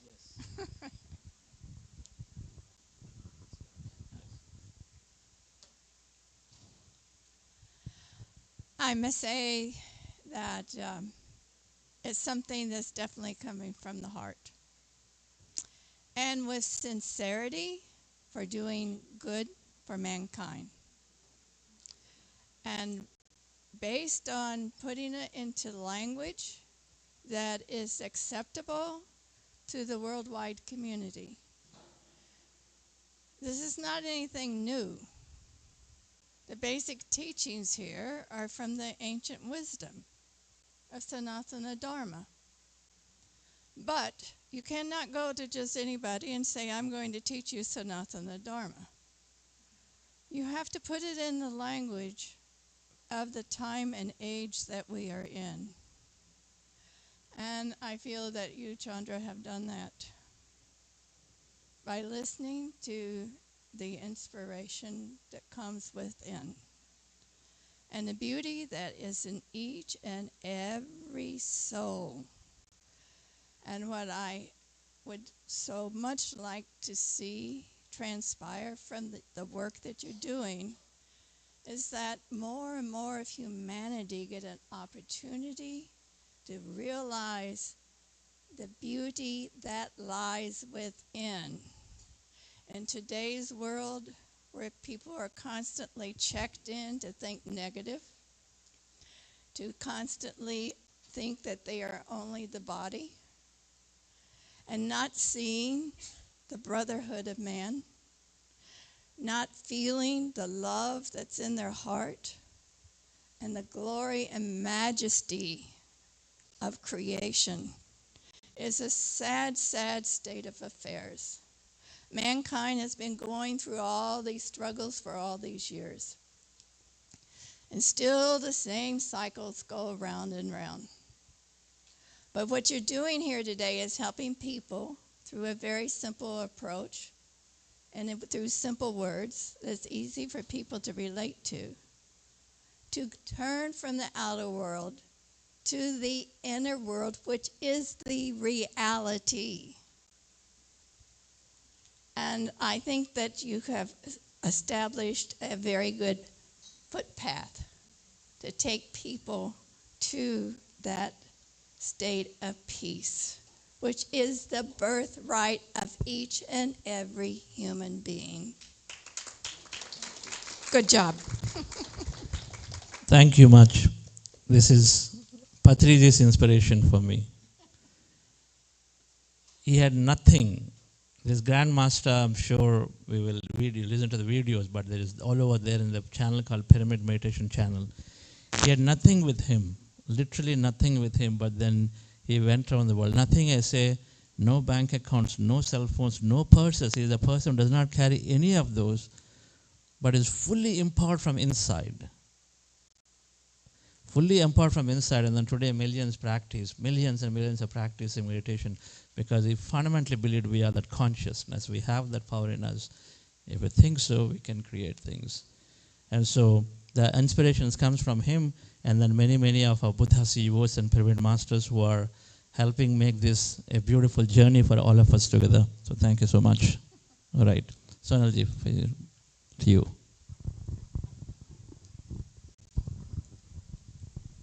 Thank you, Chandra sir. Thank you everyone for your time and your presence. And thank you to all the incredible presenters who created this experience today and shared their heart. As we all are assimilating this beautiful experience of being here today, what is it that important that I am going to share with you? Is a heart-to-heart transformational story, my life after meditation. Growing up in India, inculcating values, having wonderful growing up in a spiritual family where I learned about faith, patience, love all, serve all, help ever, hurt never. And I was 20 years old when I got married and I met my husband, Raj Doshi. Hi, Raj.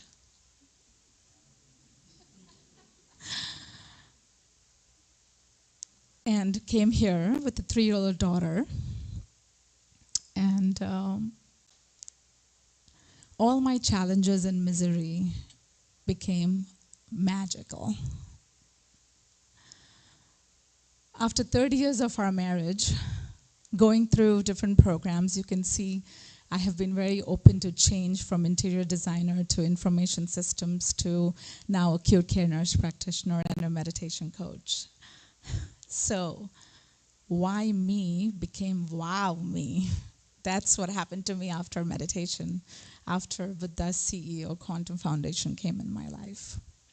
So everything that we learned from the East, most of us have rituals and values that we have learned, but we have forgotten in today's world why we're doing what we're doing. In the cutting edge technology, we have everything. Google God is there to answer, right? So what happened to our children? What happened to our society? Why are we depressed more than ever? Why are we more anxious? Why do we have suicidal rate? That's because we have lost our humanity. We've become efficient machines. And so did I. When I came here, I was, a wonderful wife, a daughter-in-law staying in a joint family, trying to be this incredible mother, incredible community, member, and very, very grateful for all the challenges that universe throws at you, because I always believed the universe that we call it quantum physics, divine, Swami, whoever you relate to, that he is the author of my life. And it can't be just anything. It has to be incredible. It's only given to you when you know you're worth it. And there's something more coming out of you. There's more of it I took that, I realized after doing meditation, going through 30 years working in, especially in COVID, uncertainty came. Being in healthcare, our vacations were frozen. We didn't know what to expect next. I have an 85-year-old mother in India, 3 sisters, I'm the only one here. I never heard that, it'll be where I can't cross this country now, and we don't know what's happening next. So going through those life, it was not one event that emotionally broke me. It was leaving my entire world at the age of 20, going through these different experiences while I'm here as an immigrant, going through corporate challenges, job challenges, personal life challenges. You're trying to balance everything to your best of ability. I had this facade doing great, because at the end of the day, we do everything for an emotional payoff. And everything was great. You know, I accomplished all my goals, raised my daughter with the whole village of our Sai family together. But somewhere along, I realized that I was emptying myself. My cup was empty. And now I'm pouring from that empty cup. So when I'm going to, whether it's my family, my patients, my community, I just have that external facade. There's nothing internal. And I was crying. Every night I was crying. And I learned about emotional intelligence. And doing meditation, I learned my first meditation art of living in 1992. And just like everyone else, you know, fell off the wagon. I learned about mindfulness, Thich Han Nan, and went to his monasteries, learned about Eightfold Path, Four Noble Truths. Everything served. There came Dr. Jaime Sanchez. I did a yoga instructor training when I turned 50. I thought I was doing yoga to learn asanas, and I realized it's so much more. It's a way of life. I learned about Patanjali Sutras. I thought I was coming from India knowing about yoga. Here, my yoga instructor, who's from Venezuela, teaching me Patanjali Sutras. Sonal, welcome to reality.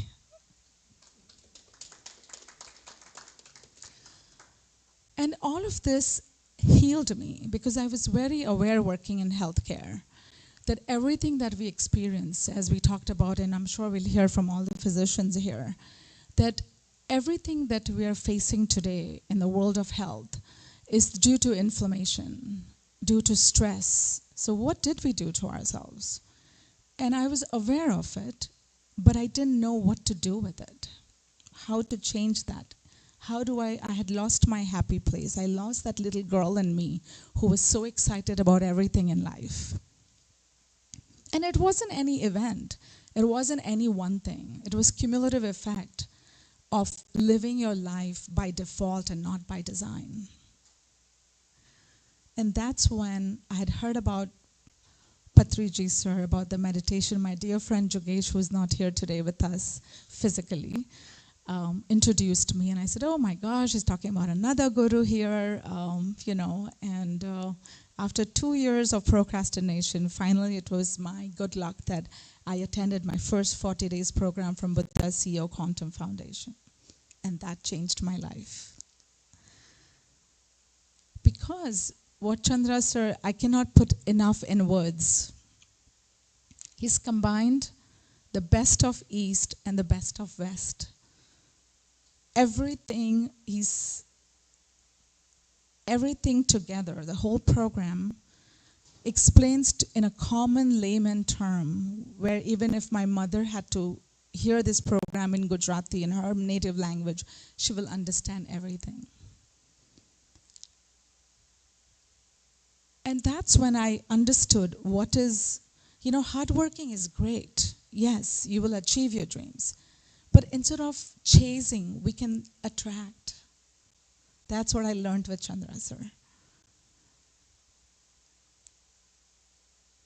Also, why doing all these different programs, then we get tired, we're not regular about it, we fall off the wagon. But by doing it regularly, bringing your bodies in homeostasis, learning about heart and brain coherence, what it really does at a cellular level, how it changes. And I experienced those myself. For example, I'm a thalassemia minor, which means my hemoglobin level is always going to be on the low side. That doesn't, unless you have some complications, that's when you have to be careful. And I wasn't really pursuing anything, but when I was completely stressed, you know, as you say, you don't repair, you keep repeating.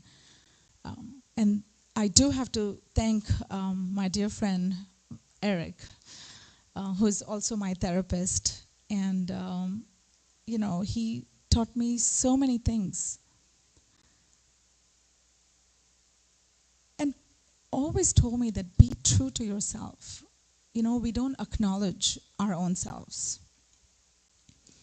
And by doing regular meditation, when I went to the doctor, it was just my regular physical checkup. And he said, your hemoglobin level is 11.5. This was after 2 times of doing 40 days program. It was not even years. And he said, it's 11.5. I said, oh, no, it's a mistake. It's somebody else's. I couldn't even believe it was me. So what does that say? He talks about limiting beliefs. He has beautiful concepts that's one after another. It's like, wow, I thought I knew it all. And now it's again this. So something happened in my body at the cellular level where my hemoglobin level, I didn't make any changes to my diet or anything external. I just was in my happy place. I was regularly meditating. I like to sit on the floor to do the meditation, and I started having this knee inflammation, which means it doesn't allow me to sit for more than 30, 40 minutes. And then I would have to stretch, and I would have to do all of that. And then he was talking about how we can heal our own body when you can invoke within yourself, you can connect to that quantum field, going from your body mind to your energy mind. And then you don't have to go for any abundance. You are that abundance. And that experience I had after doing regular meditation with him. And lo and behold, didn't even realize it, that now I don't have no knee pain and I can sit for 3 to 4 hours at a time if I need to. So, my dear friends, regular practice of meditation, I could go on, but I think we will hear from all the other experts now. So thank you for this time. And we have a wonderful video now to see how meditation helps our emotional, mental, and physical health. Thank you.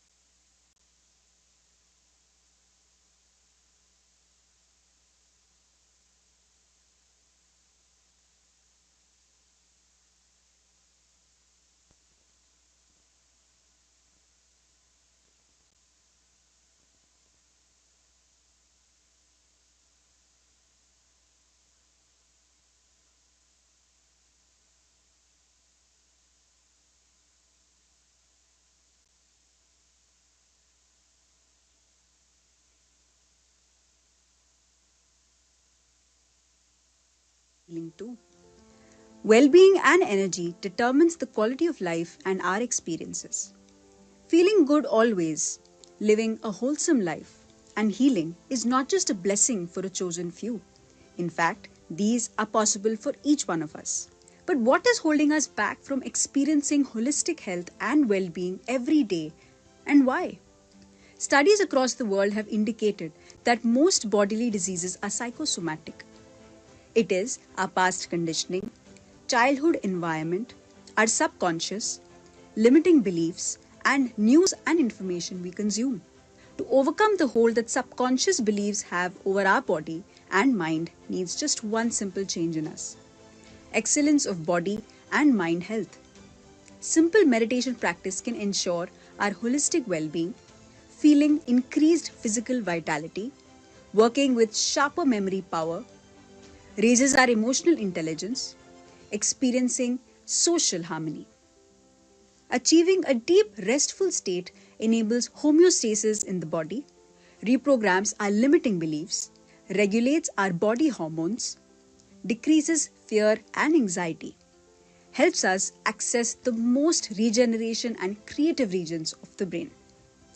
Research shows significant benefits of meditation. Cortisol levels dropped by 37%, immunity level rose by 113%, and blood pressure dropped by 6% in regular meditators. Cancer outpatient participants who practiced meditation in a trial were found to have an overall reduction of 65% in their mood disturbance and a 31% reduction in symptoms of stress. A study with nearly 3,500 participants concluded that meditators showed a greater ability to cope with pain and experience reduced pain sensations. For over 20 years, Meena Joyshir, a senior leader in the IT industry, was suffering from what doctors had diagnosed as fibromyalgia, a condition which caused debilitating neck, shoulder, and back pain. With just 40 days of meditation, she, however, saw a remarkable improvement in her condition. 20 years ago, I had developed severe neck, shoulder, and middle back pain due to my constant air travel, and doctors diagnosed it as fibromyalgia. To my surprise, I saw a huge decrease in my fibromyalgia pain in first 40-day session. A doctor's search for happiness, truth, and meditation as medication led Dr. GK, a practicing MBBS, to experience miraculous recoveries. Through the power of epigenetics and as a founder of Spiritual Tablets, he has empowered hundreds of people on the path of self-healing. Here is Manisha Gupta's story in her own words. A single woman and a teacher counselor based in New Delhi. She was diagnosed with desmoplastic small cell round tumor in the chest wall in 2018.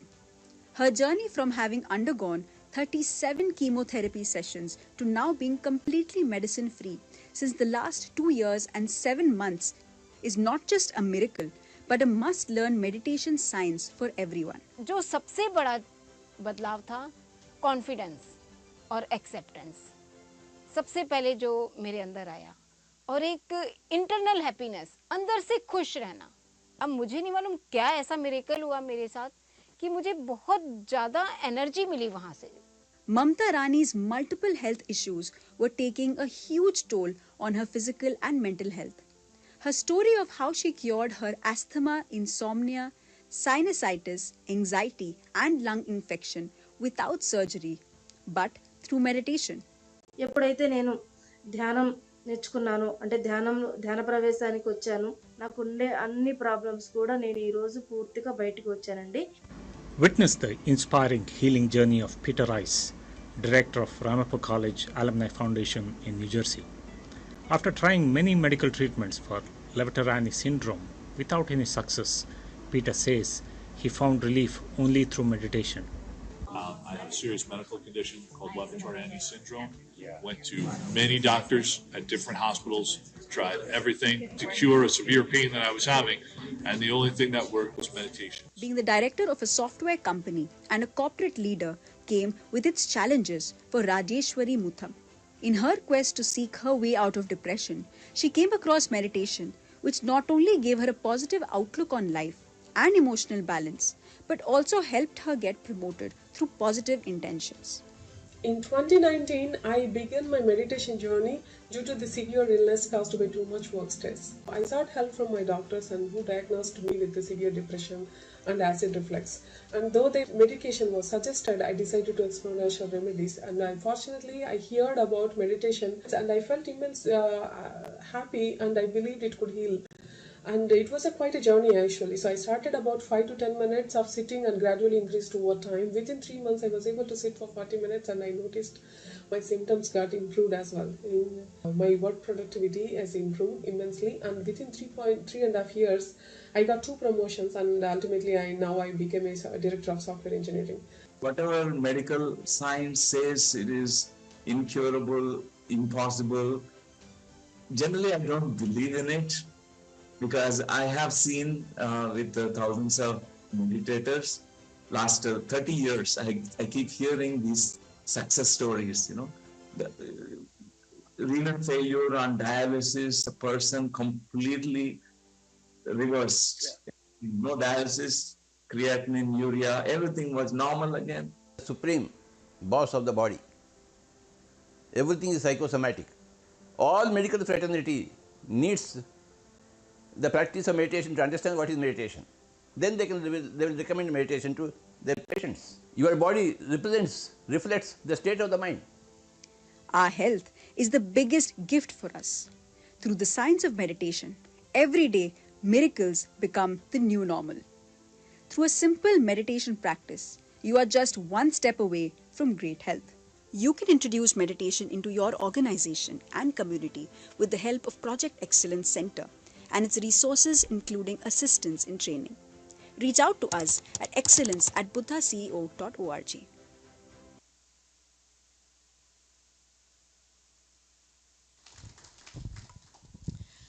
How wonderful. You know, we're not taking away from the conventional medicine, but what we're saying here is we have our own pharmacy.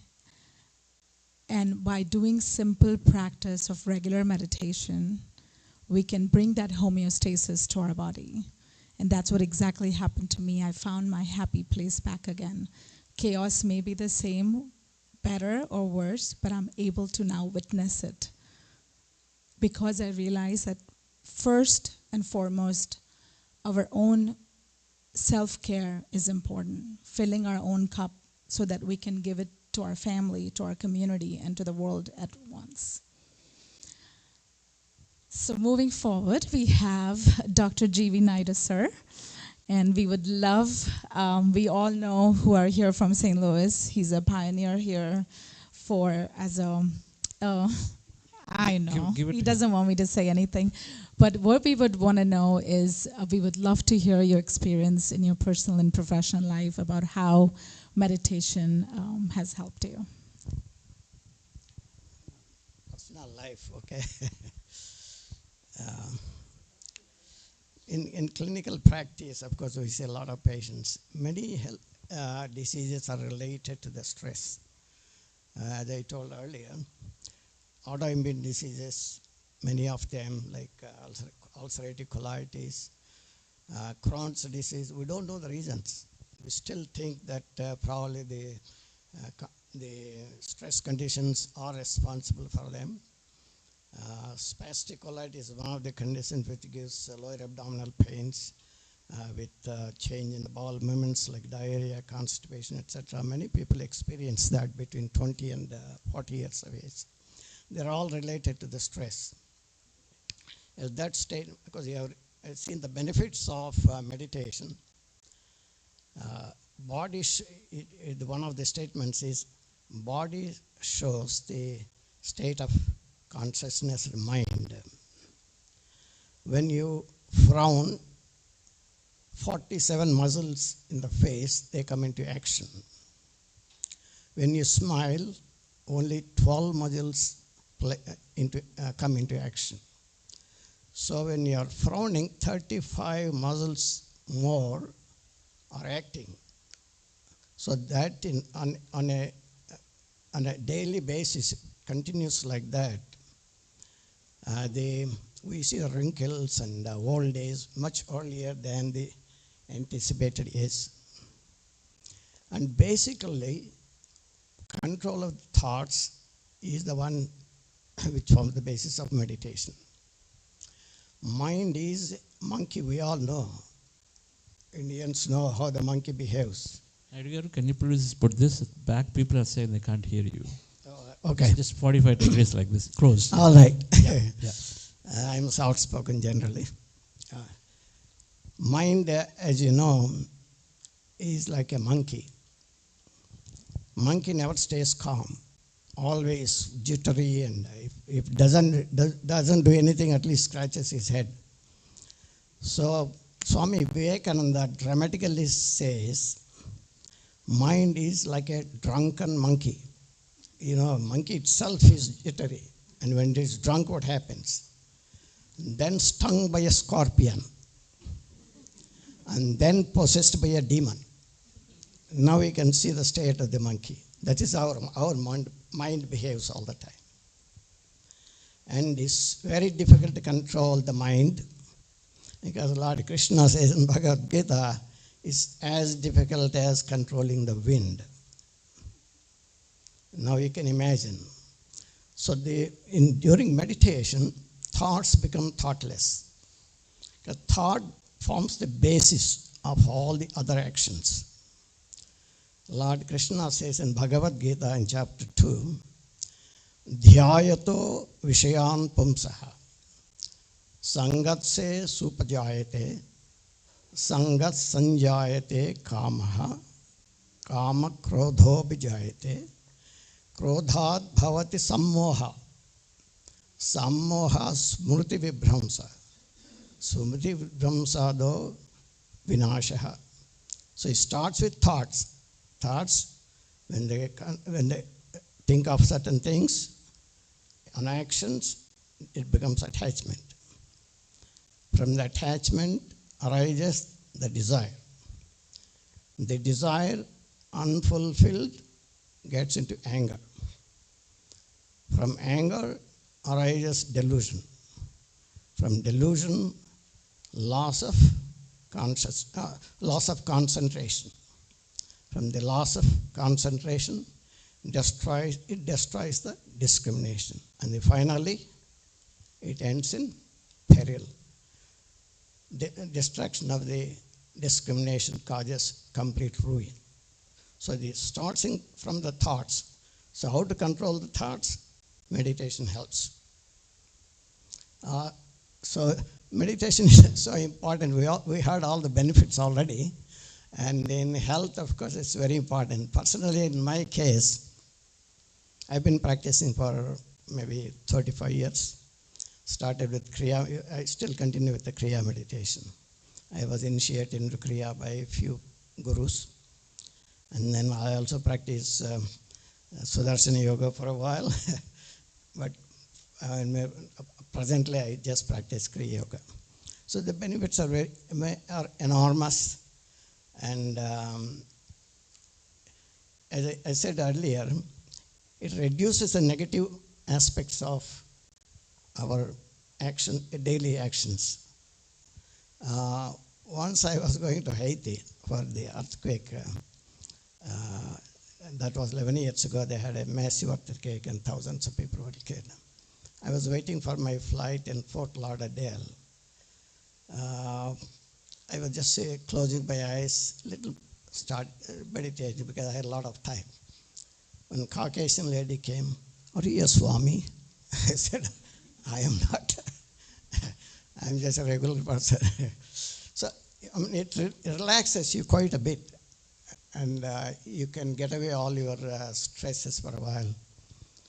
And fortunately, by God's grace, I did not have any systemic diseases till I reached 84. Then my doctor said, "Oh, you have a little bit high blood pressure. Why don't you take medicine? I'll put you on smallest dose of hypertensive medication." Okay, fine. So I still continue the same way. So it does help, there's no question. And okay, I'll come back to you later. Thank you. Thank you, Dr. Naidu. Next, we'll love to hear from Dr. Ashalata to you. Thank you.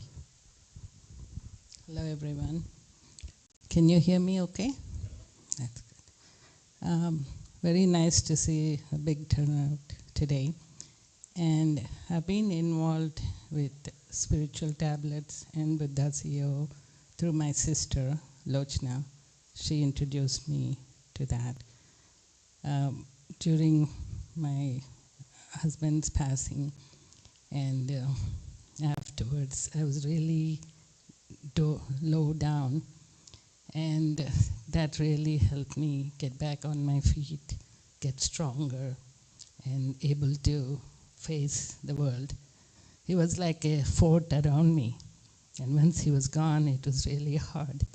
But I had a lot of help. Through meditation, I could get the people to come and automatically help me. I didn't have to do anything different. It manifested in people coming to me and helping me get through the stress. And I'm a much stronger person now than what I was before. All my life I've been busy, working, studying, being a medical doctor, and went to medical school at age 16. So I was the youngest in my class, I think. But still, it was, I was a strong person because I had a strong basic foundation from my family. My dad was involved in spirituality, in philosophy. We used to go to Chinmaya lectures, foundation lectures, and he would do meditation at home. And I would watch him. Initially, I didn't understand what it was, and I used to ask a lot of questions. Why are you doing this? Everything I had to have a question about everything. I was very inquisitive about that. And when he took me to these Babas, I had to ask them questions.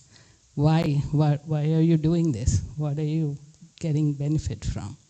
And they explained to me very patiently, if you meditate, your mind will get calmer. And so it started in my young age.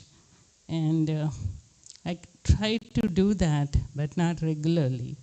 I would do it when I was stressed, and it did help me. Like before exams, I would meditate, and things went really well.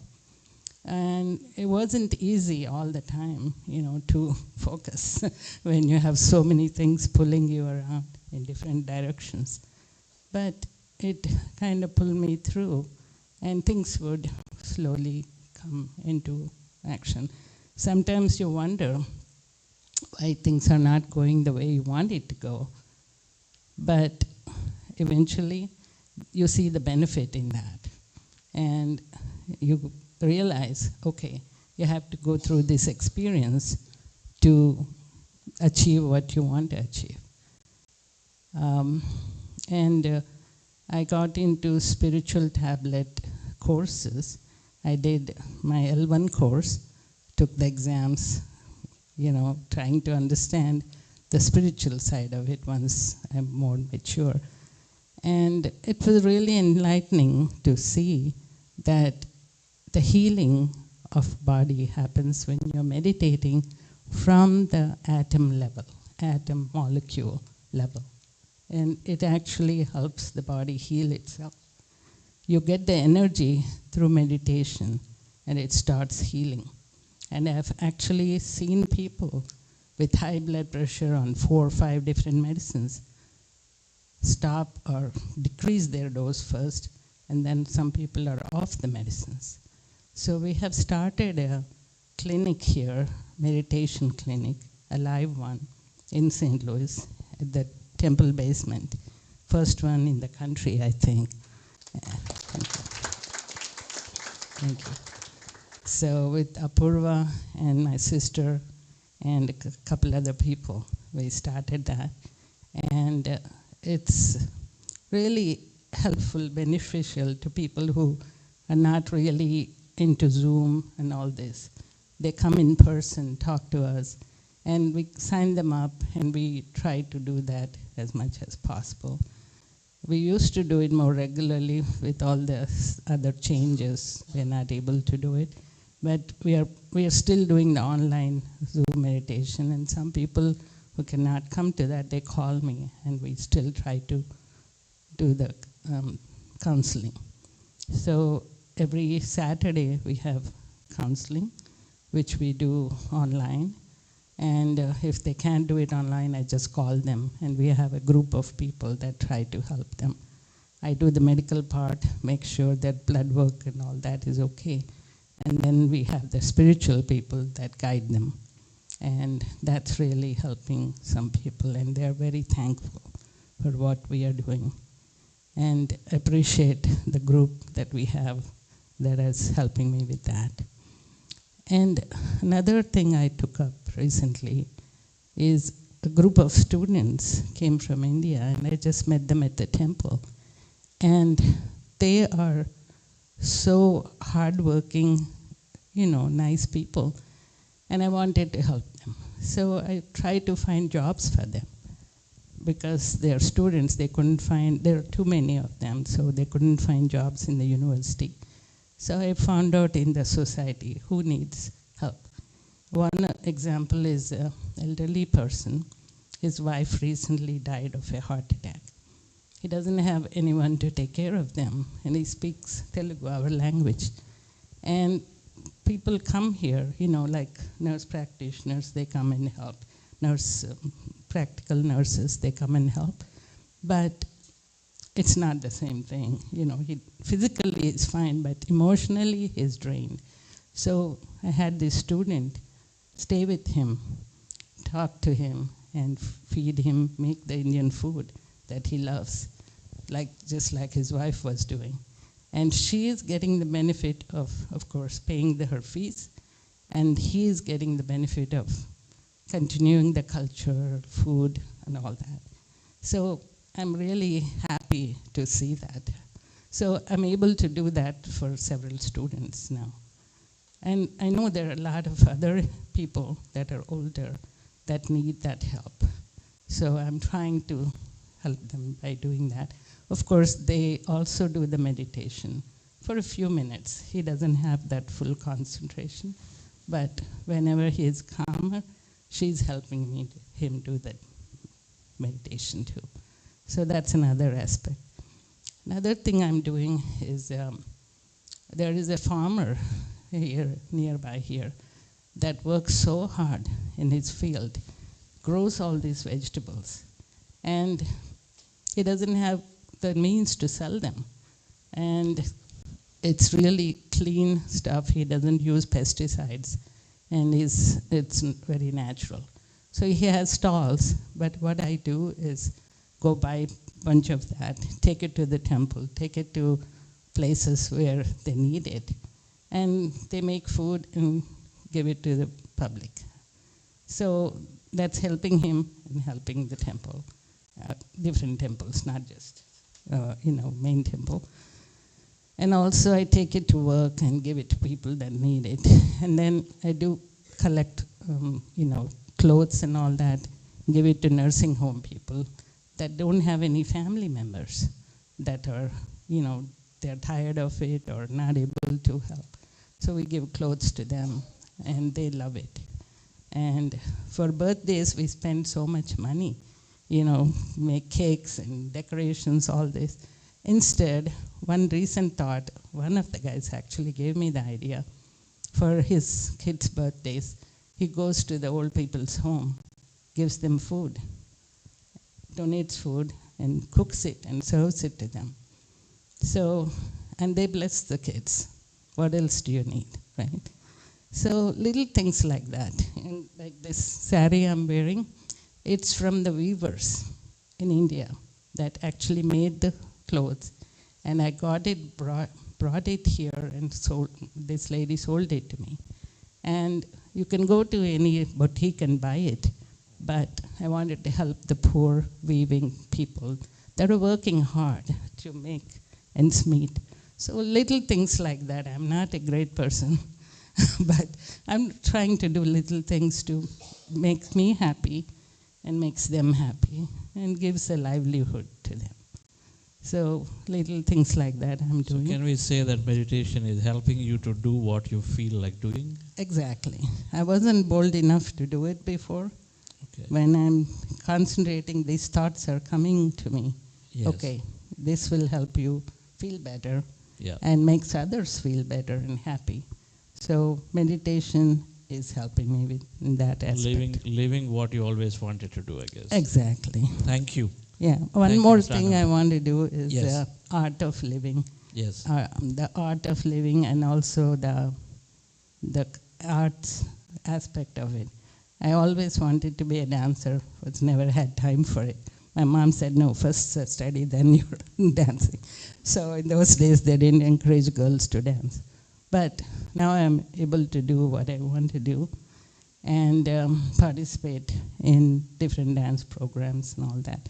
And that lets you release your stresses. And dance and yoga, all this I'm able to do. And meditation is fulfilling my dream of that. So Thank you. That's great. Thank you. Thank you, Dr. Ashalata. And also, one of the things, she worked last night and she's here. That's the power of meditation. She's going about 24 hours now. So thank you for that. We'll hear from Dr. Anand next. Thank you. Thank you. Hello, everyone. Thanks, Chandra sir and Buddha Siva, for giving me an opportunity to be on the panel. It's glad to be here. I'm a novice meditator. I'm no leader. I'll confess that. So I've been only doing meditation for the last 8 years. Learned it through different masters.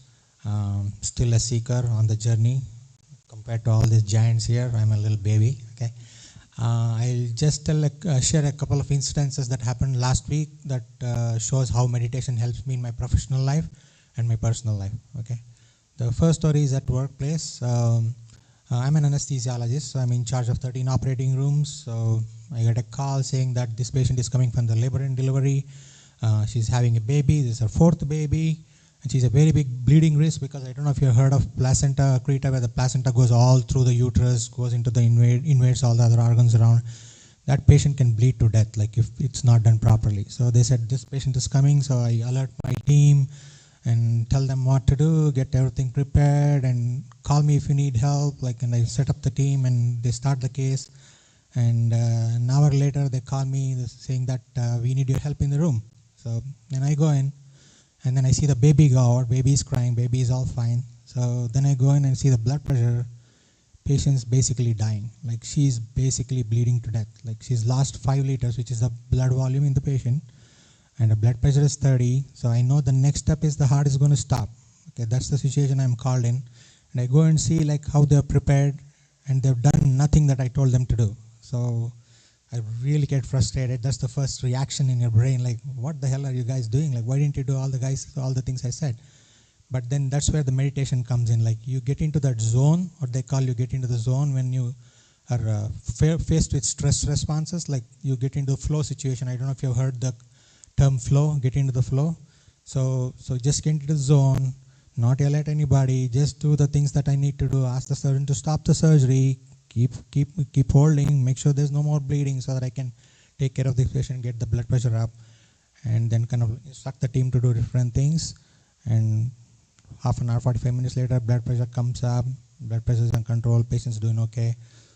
Patient ends up losing 15 liters of blood. We end up transfusing 15 liters of blood to the patient. And day 3, patient's okay, going home. And surgeon calls me and says, hey, Lack, that was a very hairy case. She says, some of my hair became gray taking care of that patient.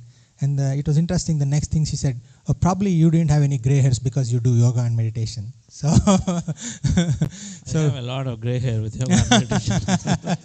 I thought about that anyway. So that's the thing about this meditation. Like when you're exposed to these stress situations, like the way you react, like instead of reacting, yelling at people, or like getting upset with things, like you go into the zone, like you get into that frequency, your brain is calm, and it's amazing like how everything around you gets calm. Like people are like running around here and there.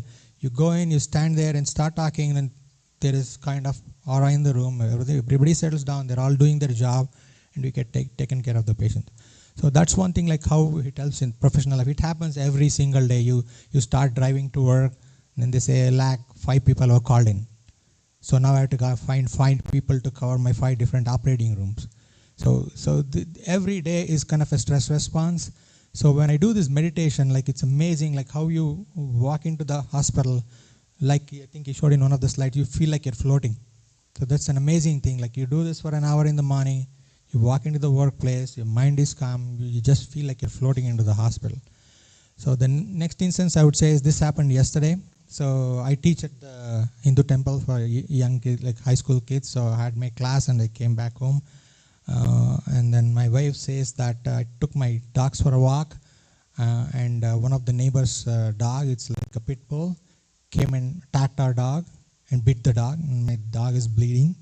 And she says she's crying, and like it's kind of a chaos. Like, and my daughter is upset, everybody is upset. Like, so typically 10 years back when I was not doing meditation, my probably response would have been very different.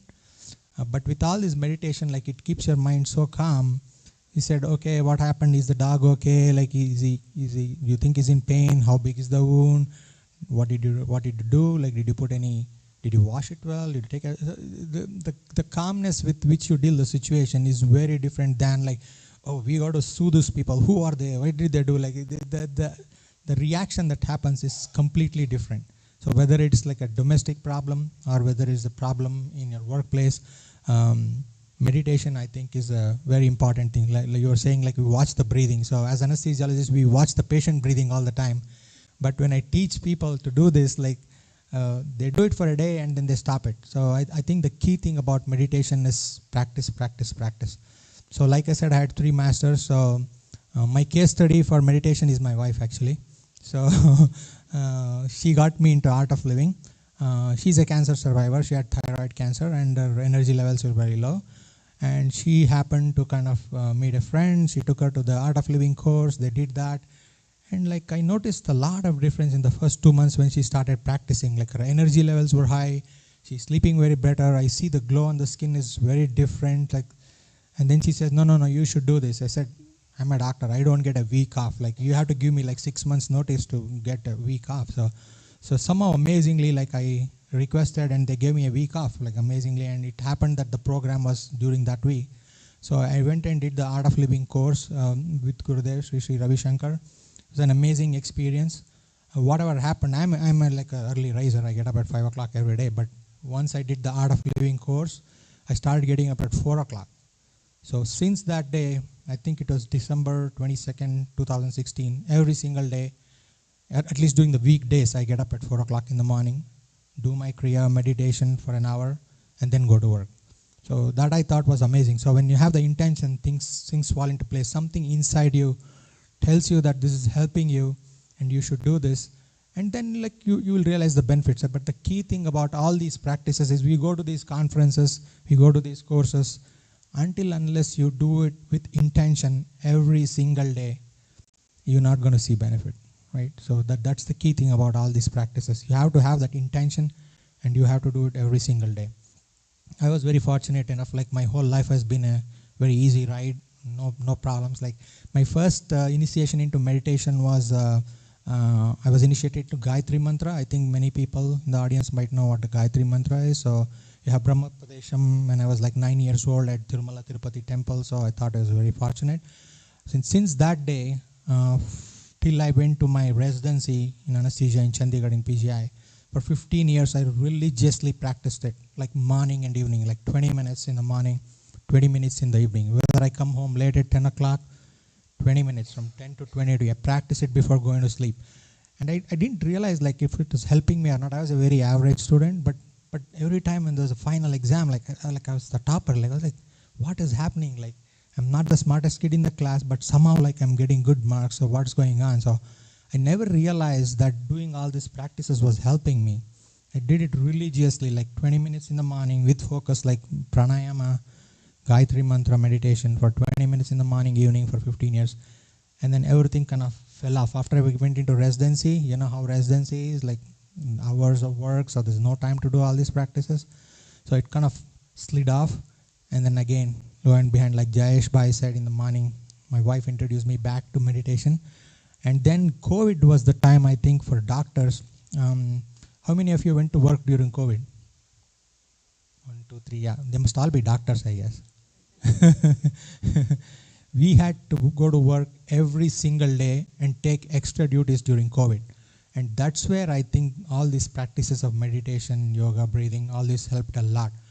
Because as an anesthesiologist, I used to take the sickest COVID patients to the operating room because like whenever they get really sick with COVID and the oxygen levels are very low, that's when you take them to the operating room, put them on a heart-lung machine so that they can survive till the lung recovers. So those are the kinds of patients we're dealing with. We're asked to do extra night duties because patients come in the night. You have to admit them to the ICU, put them on the breathing machine. So every single day during COVID, we had to go to work. And that was like very stressful because you don't know, like, and many patients that we are seeing that were going into the intensive care were doctors. So these were all this primary care that were taking care of patients in and around St. Louis, and many of them are on the ventilator, and that was really, really scary. So that's when like I started doing all these sessions to my residents and faculty, like during COVID on Zoom. so that kind of boosts their morale and kind of teach all these practices so that they can get over this crisis and kind of deal with the situation. And then I think the other most important thing is like it's most important for us to teach kids all these practices. I think they are our future. That's when I got into the Hindu Temple Youth Group. So whenever I have classes, I try to teach them some breathing technique, some meditation technique, like every class, so that they learn something out of it. They can take back and practice and better their life. So those are, I think, some of the advantages of meditation that I would like. Thank you. Thank you. I think we are, I think time constraints are there. So what we will take a message from you, Patriji, and then we conclude the panel here. So let me just. Well, I'm not a medical professional, but I was a public school teacher for 40 years in underscoring schools in the state of Missouri. I loved it. I loved every second. It was very much like what people are talking about with the medical profession and all the stress. But what does it come down to when you serve humanity? You're serving out of love and recognizing the beauty that resides within the soul of that who you are serving. And I can see the true benefit of meditation for teachers, especially nowadays, for students, because they don't always know how to handle the ups and downs of life, and don't always go to the higher qualities within to solve issues. So what does that call for again? That calls for meditation. Taking a chance to go within and seeing the beauty. And it's so sad if a life is spent without getting the chance of realizing the greatness of being born a human being. It is beyond words.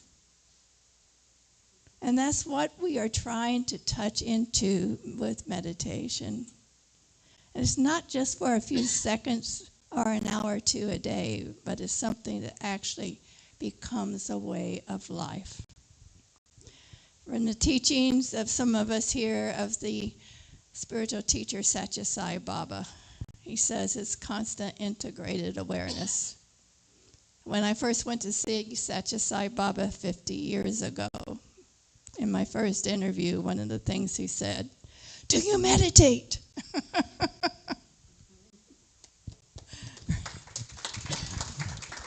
So there is basis and reason for all of us to use the tool of meditation to go deep within and to spend a little time with that joy, that ananda, that bliss, that I say again is your birthright.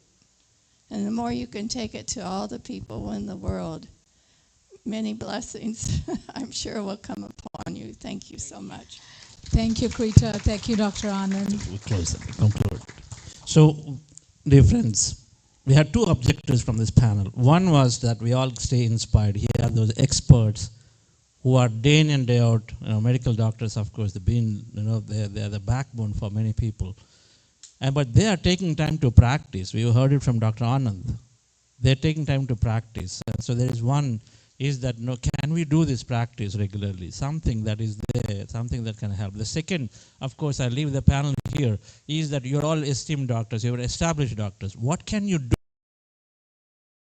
in your systems, in your hospitals? Thoughts create reality.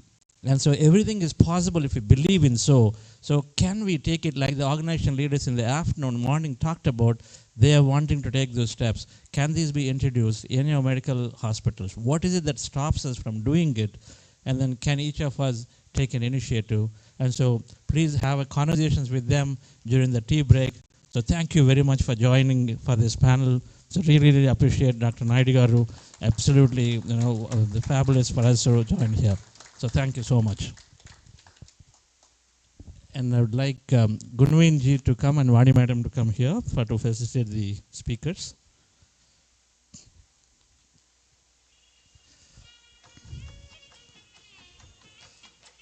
Gunwin Bacharji, is there? I just want to say one more thing. I printed a book on meditation, Science of Meditation. I had several pages, several books printed. So if anyone wants to have a copy, it's in English. And if you would like that, I have several copies got printed and I distribute to my friends at work and outside. So you're welcome to have them, or I have some here. Okay, thank you. Do we have to be called on the stage?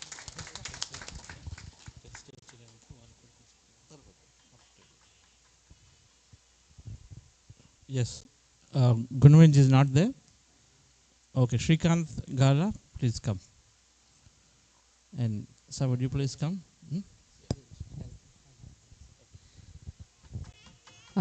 Dr. Shanti, please come onto the stage to felicitate. Please stay. Please stay. Yeah. And then Mr. Srinivas Manchikalpudi garu, please come on.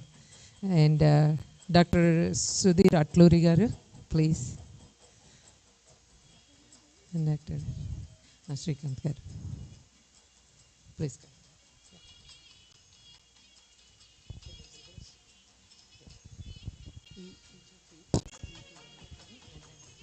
Stage. Yeah. You can start with Dr. G.V. Naidu, and once you do this, you can stand here. We can all take a group picture. Okay? You can get there. Andrew, one by one. One. Each of you can give to one on one. Yeah. And then please come here later on. Yeah. Please. You can give to Dr. Asha Lakaran. Okay. Asha Lakaran second. Bags కూడా ఇచ్చేస్తాం.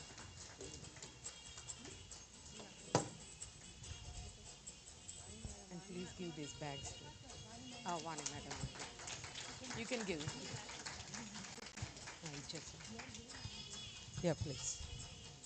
This one. Oh, okay. Greta.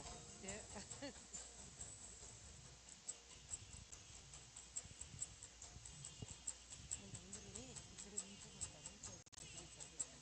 They can stand here. Oh.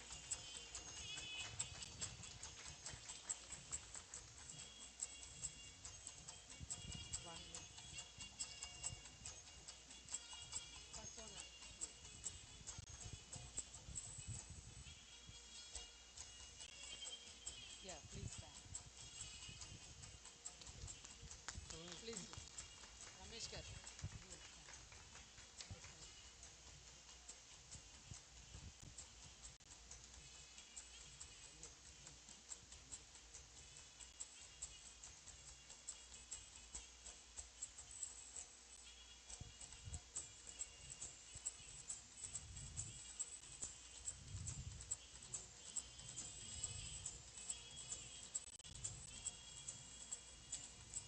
Thank you, everyone. Thank you.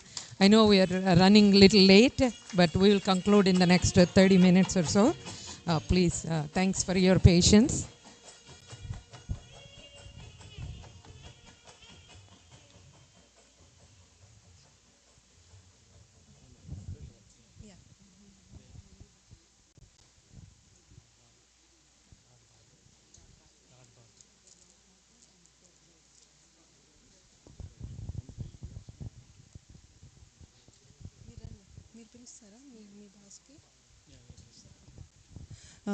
Friends, so we would like to invite Greg Rhodes from Enterprise to come and say a few words about how did you feel this today's session.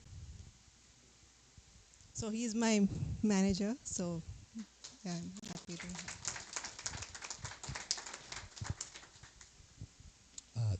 Thanks very much. I really enjoyed this session today. All the panelists, all the speakers, everyone who presented, the audiovisual folks. Thank you very much for all your hard work. It's been a terrific day. So thank you very much. I would like to invite Rod Barber, say a few words, how he felt today's session. He's from Edward Jones, he's my boss. Not quite. Drew is very good, though. Thanks, Drew. Drew invited me, and I've just started meditation, and I've noticed a big difference in how I approach my days. I'd been getting to where I was unfocused, and there are days that were really stressful, that you just feel that anxiety building up. And now that I've started meditating, I've noticed that I've been able to treat that as something off to the side and not let that affect me so much. And so it's really changed how I'm living my life and how I go about my days. So, thank you. Thank you. Thanks for coming.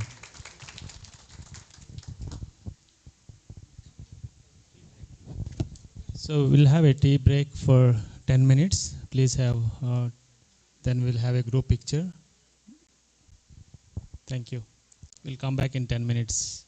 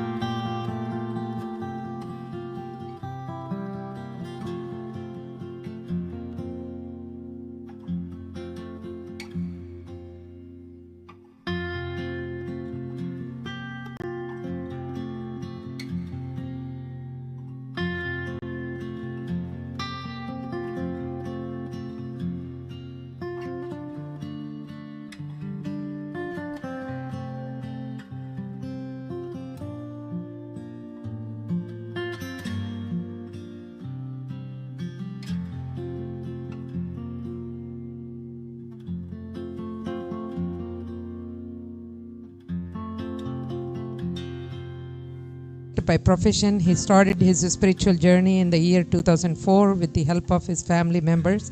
In the initial days, he practiced meditation for his own self-development and also constructed a rooftop pyramid with the size of 11 by 11 in Hyderabad. And after coming to the USA, he has started to spread meditation under the roof of a PSSM USA. Later on, with the guidance of Patriji, started PMC USA and PMC USA multilingual channels, which are currently being operational with the 7K plus subscribers. Welcome, Srikant Garu. And I welcome Srihari Sharma Garu, please.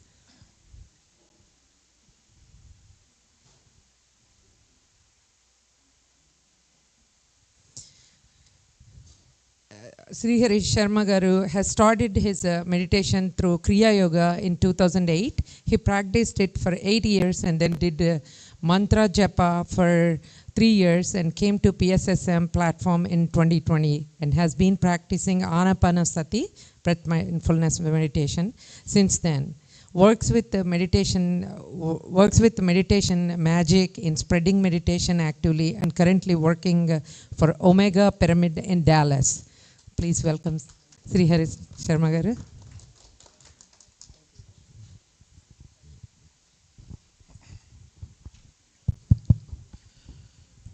Yeah, good afternoon, friends.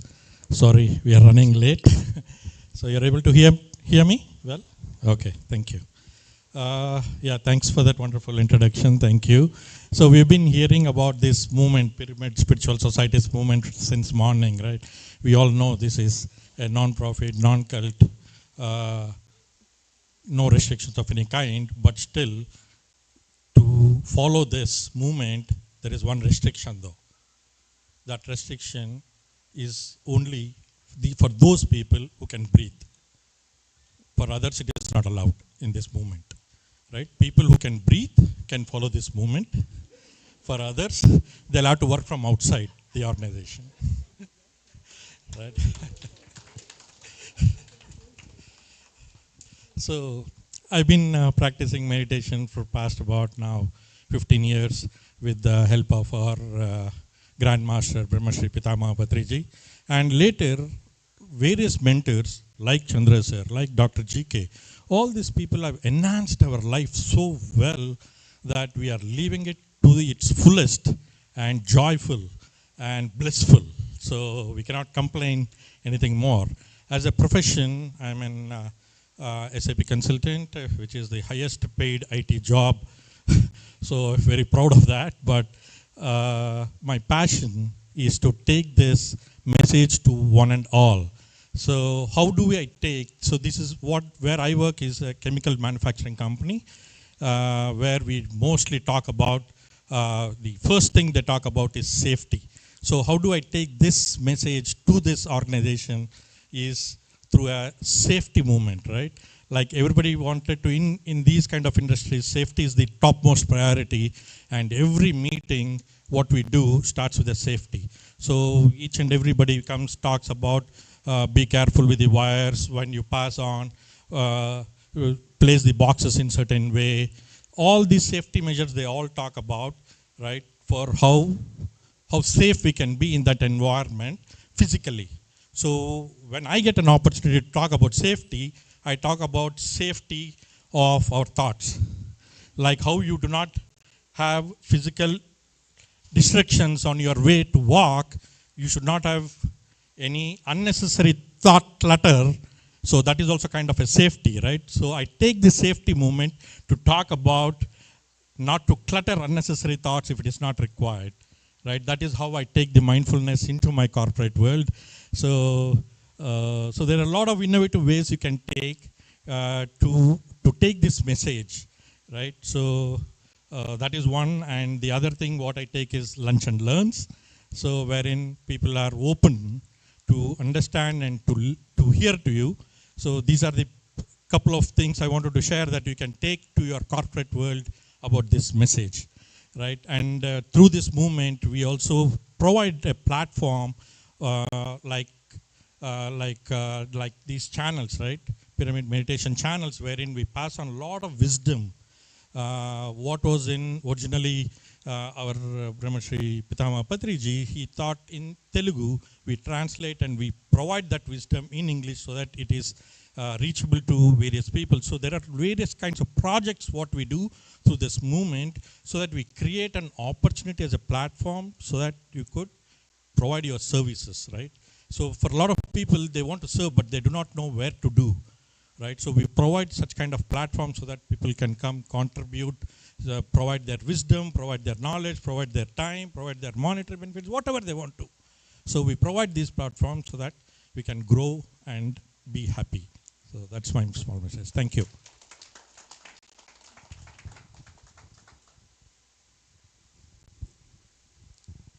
Invite for the December. So one of the programs what we are doing is called Mega Meditation Summits. So these are summits what we do on an annual basis. We started it last year in Dallas, Texas, and this year it will be in Raleigh, North Carolina. It will be a 3-day event where you'll have a lot of masters across the globe, from India, from UK, from US. There will be a lot of masters coming in together and sharing their thoughts, sharing their experiences, sharing their benefits, what they have learned through meditation and how they can share. So this is an annual celebration event of this movement. So I would request everybody to join. All our sessions are free, my dear friends. So you have to just make yourself available, come and benefit for yourself, right? So please, that's a Labor Day weekend in the September. So it is August 30, 31st and 1st. So it is in Raleigh, and we'll post the details in the groups. So please follow and join and come. And thank you.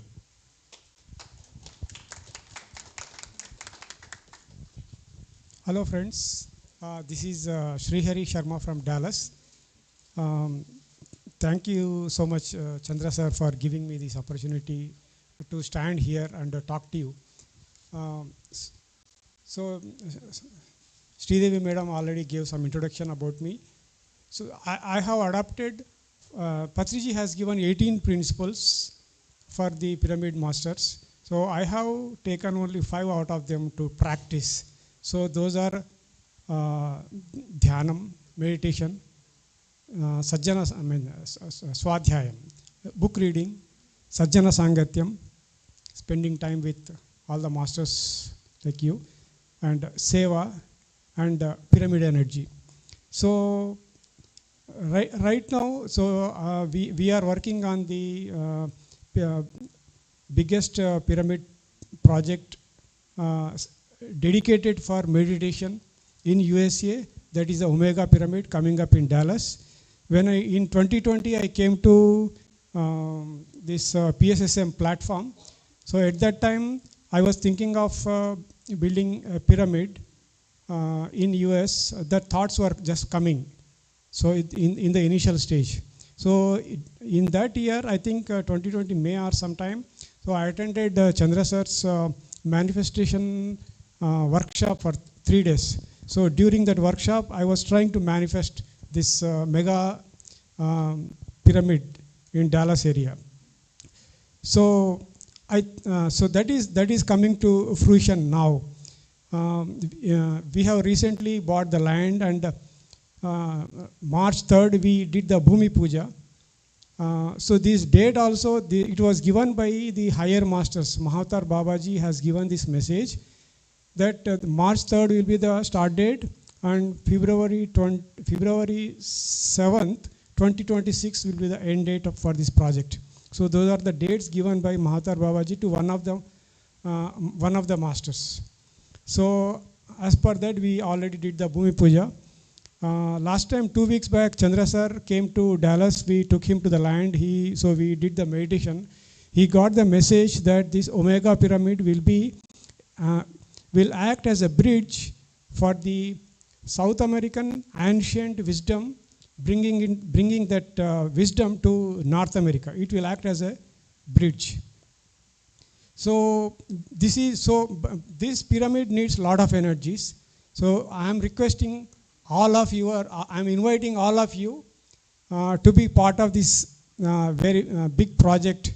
So this is going to bring lot of, it actually it is going to inspire lot of other pyramids to come all around US, in every state, in all major cities of US, and because US is a global leader, it will also influence many pyramids to come all over the globe. In US, I mean in India, there are a lot of pyramids have already come, but this US will influence all other places. So many more pyramids will come all around the globe, and that is a necessity also, because these pyramids will all around them.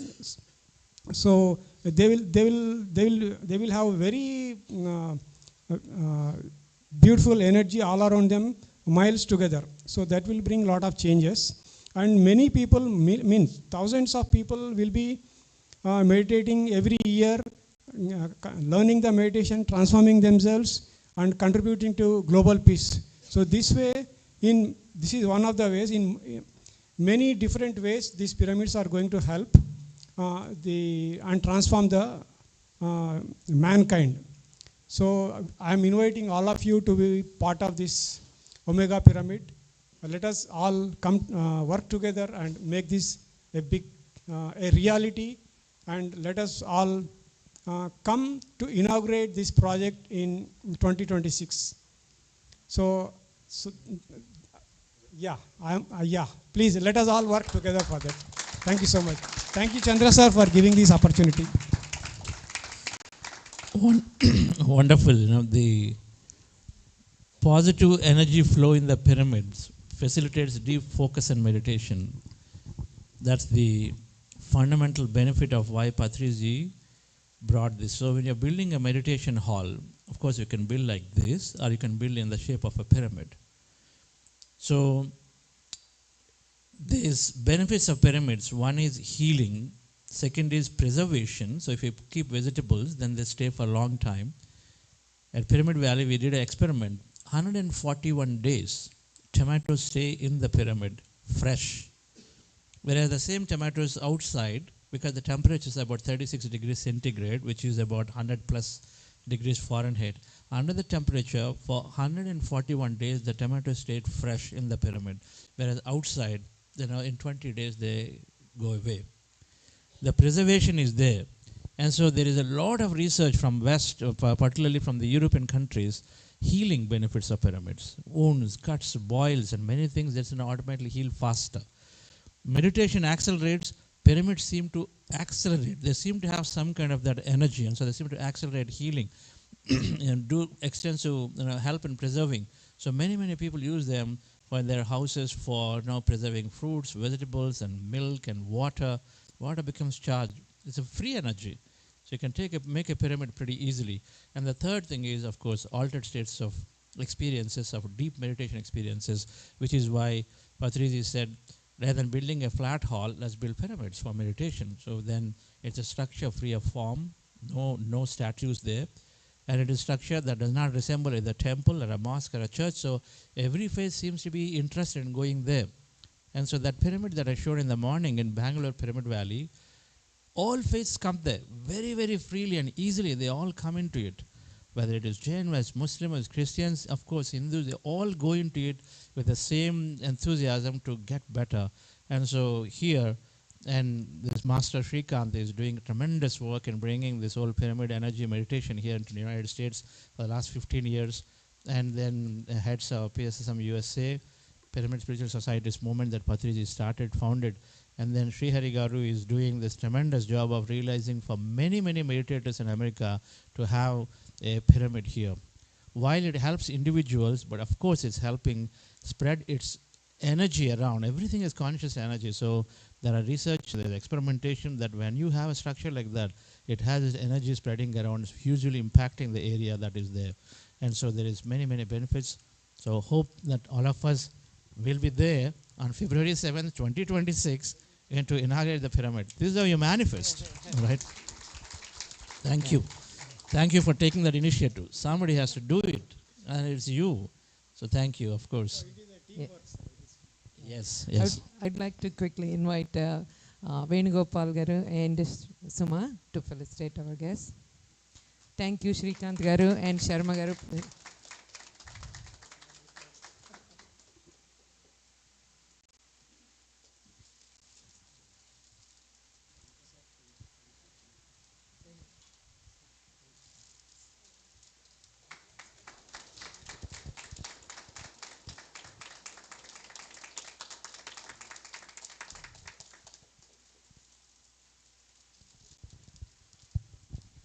Thank you.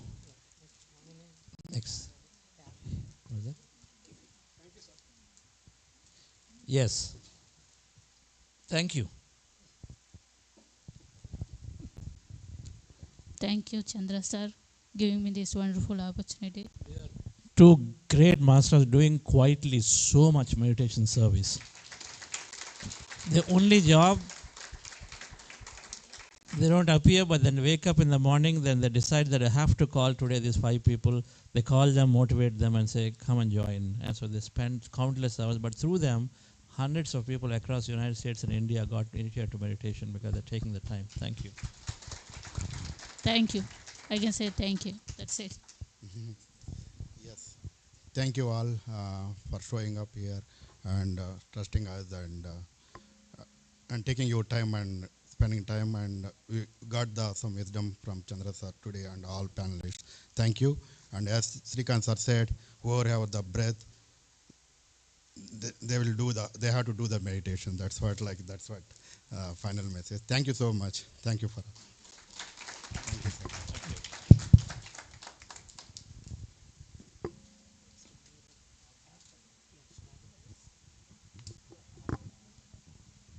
Yeah. Now, next I'll invite Radhika Garu. Please announce about the app. That's very important. All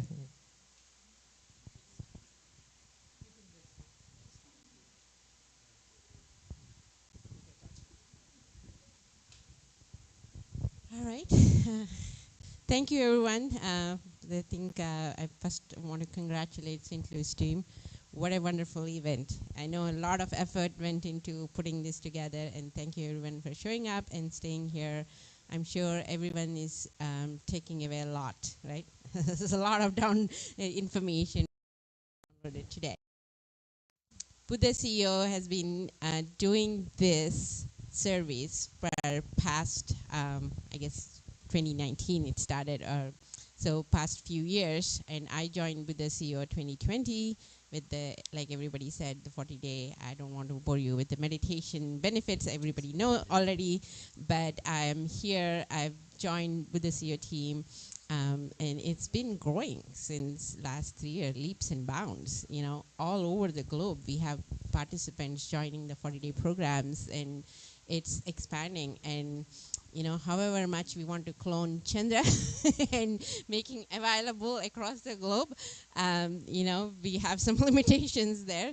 So I know we wanted to use the technology, right? Nowadays we've seen technologies, you know, bringing, you know, shortening the time and space on Earth. We've seen Paris and London people joining, right? So we wanted to use the technology and help, you know, promote this and scale basically these programs. So we decided to build the app.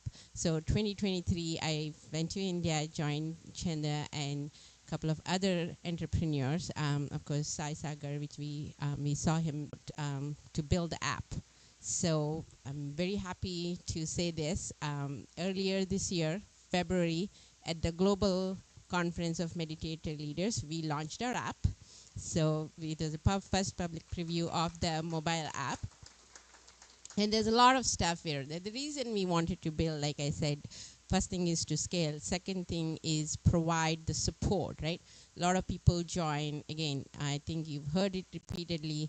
It's never like, oh, I did 40 days and I felt transformed, I'm done, right? No, it's a full practice, and a lot of people are looking for support, and that's why Chandra is working 24/7 trying to answer everybody's questions. So second thing we wanted to build in the app is the support that is required. So we are building a AI assisted coach in the app where we're taking all the wisdom of all these masters, training the bot to respond with all the wisdom. So that is in testing right now. So I know many of you already downloaded. If not, please go to the App Store or Google Store. It's Buddha CEO. If you search, you'll find the app. We're going to launch that AI-based assistant to help answer any questions as you join these programs, you start your meditation journey, and a lot of questions like, am I doing this right? I keep getting thoughts, and what's going on? Where am I going with this? So all those will be answered. Of course, all the programs that Buddha CEO offers are going to be on the app. You can join directly from the app, register, sign up, and you'll see all the recordings available even if you miss something. On the top of that, the other thing, I think Lawrence mentioned this, right? We are also going to show the tracking, right? Your progress, like how many hours of meditation. We want to put in tools that assist you in daily practices, and what is that practice doing to you, and how many sessions you attended, and from the overall holistic wellness point, your body, mind, soul, how are you progressing, right? And also a personalized path for you. Okay, what do I do after I took 2 courses or 3 courses? What is my next step, right? It's all intelligent-based guidance. So like I mentioned, we're putting all the wisdom from all the masters, training it in the app, putting all the intelligence there, so you get very personalized guidance on what to do next and how you progress on this. Of course, these are the events that bring the communities together. We are going to have a community feature as well, where you can connect with your local masters. So then you can start your own events and continue the practice, spread the word. So that is what all we are building in the app. So the other piece with that is like how we discussed today, how are we going to take it to the corporate world, right? So the app was built by the startup which I joined, the Quantum Coherence Technologies, right? That started up in India. We're building a platform. So Buddha CEO app is the first one we built. We're going to help build such kind of apps. There are so many organizations, we just heard, whoever needs help with technology to scale, we're going to help them on this platform. But we're also going to build something for corporations, which is, we're calling it Be Supermind. And we're going to start with the first program, which is Quantum Leadership Program, right? So this is purely for corporate, where we're going to get them all the things we talked today, not the regular corporate training, leadership training, but it's more the quantum science based. Everything we heard today and how meditation makes a difference in corporate world, right? So that's the program we are creating. That will launch early 3rd quarter of this year, where with that, we're going to sign up with, I think Amy is here. She has the leadership coaching that she's doing for conscious business leaders. We're going to sign up with such partners, and they can use our program to take this across the world to all corporations, educational institutes, universities, and everywhere. So that's our goal. So we have a lot of things planned this year and in future to use technology to spread this across the globe. So please go ahead and support us. Your feedback is going to help us with the technology piece. Thank you.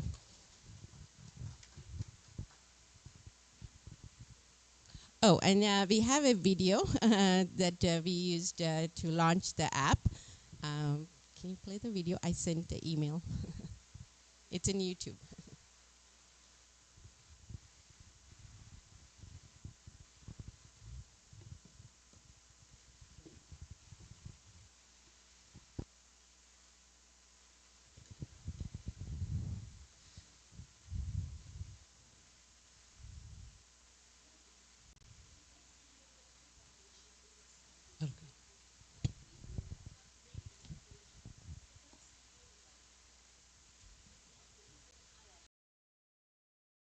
Companion for personal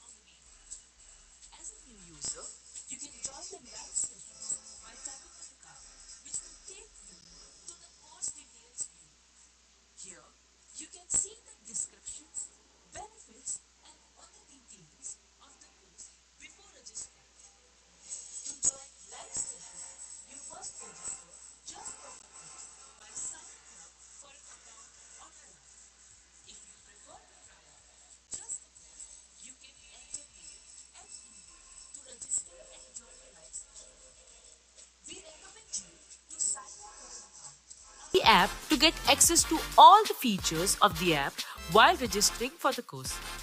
Our sign-up process is easy with your existing Google account or Apple account. You can also sign up by entering your name, email address, and creating a password. Once you are registered to the course, you will be able to join the live sessions from the app easily. You will be joining the Zoom sessions from the app and listen to the empowering sessions. You will be able to see the participants, raise hand, chat with everyone, or send reactions just as any other live sessions. You can join the breakout room as well. Buddha CEO app is available for public preview and we welcome you to check it out. Please send us your comments, feedback or suggestion at support@bsupermind.com. Main page of the app shows today's live sessions that are available for you to join. It is followed by feature content and inspirational quotes. The main page also shows our upcoming premium features as a preview. From the main page, you can view meditation tracks, list of all programs currently active and upcoming, as well as self-paced programs. My Courses shows your course you have done in the past, current course, and any self-paced courses you have registered. The Wisdom options shows many of the signature wisdom nuggets that Buddha CEO teaches you for your convenient access. Finally, you can connect with us directly from the app through chat or by sending email. As a preview of the premium feature, you can view your progress from the courses you attend and meditation you completed using the app.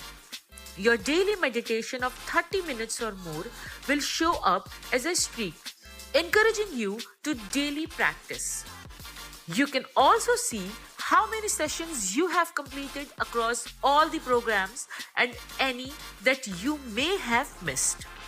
You can catch up on missed sessions by going to the specific course from homepage or programs page and review recordings of the missed sessions. The app is designed with an intent to support, encourage, and motivate you through your transformative journey to excellence through meditation practice and wisdom.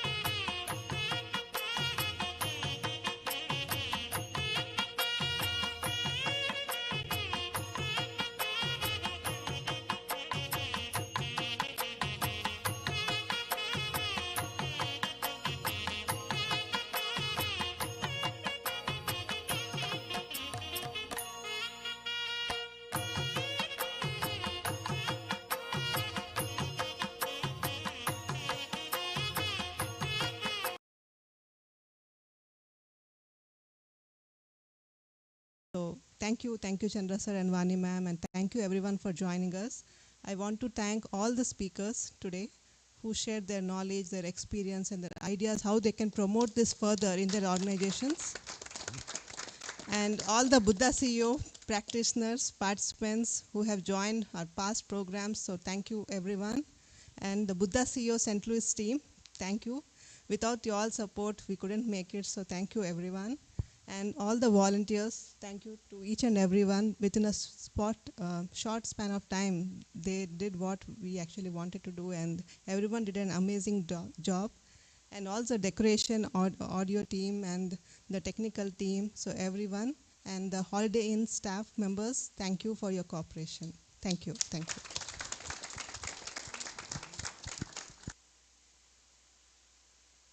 The concluding sequence.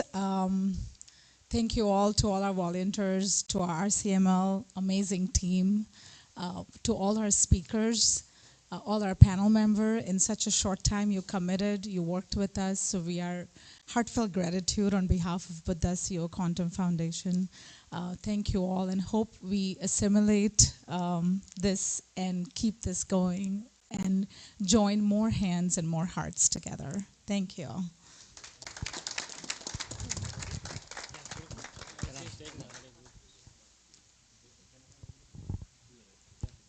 Not only the people standing here on the stage, but there are people sitting in Buddha CEO. They're supporting, they're teaching, they're spreading. Thanks to all of you. Chandra Sridharan, she is a very big Buddha CEO. You know, she's going to become a coach too very soon. So we will be hearing from her too.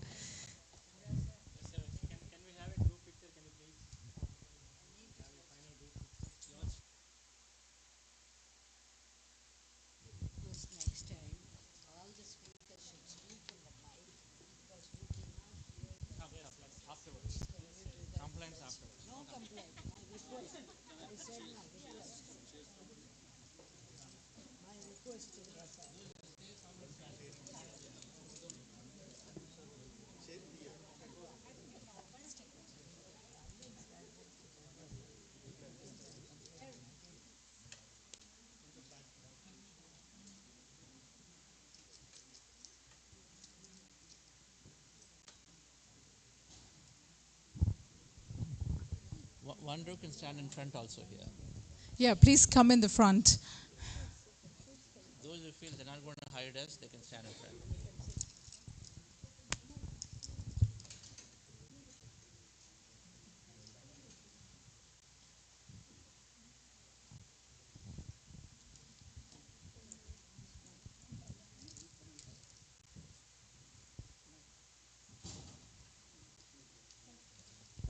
Please, you are in the back if you want to join us, please.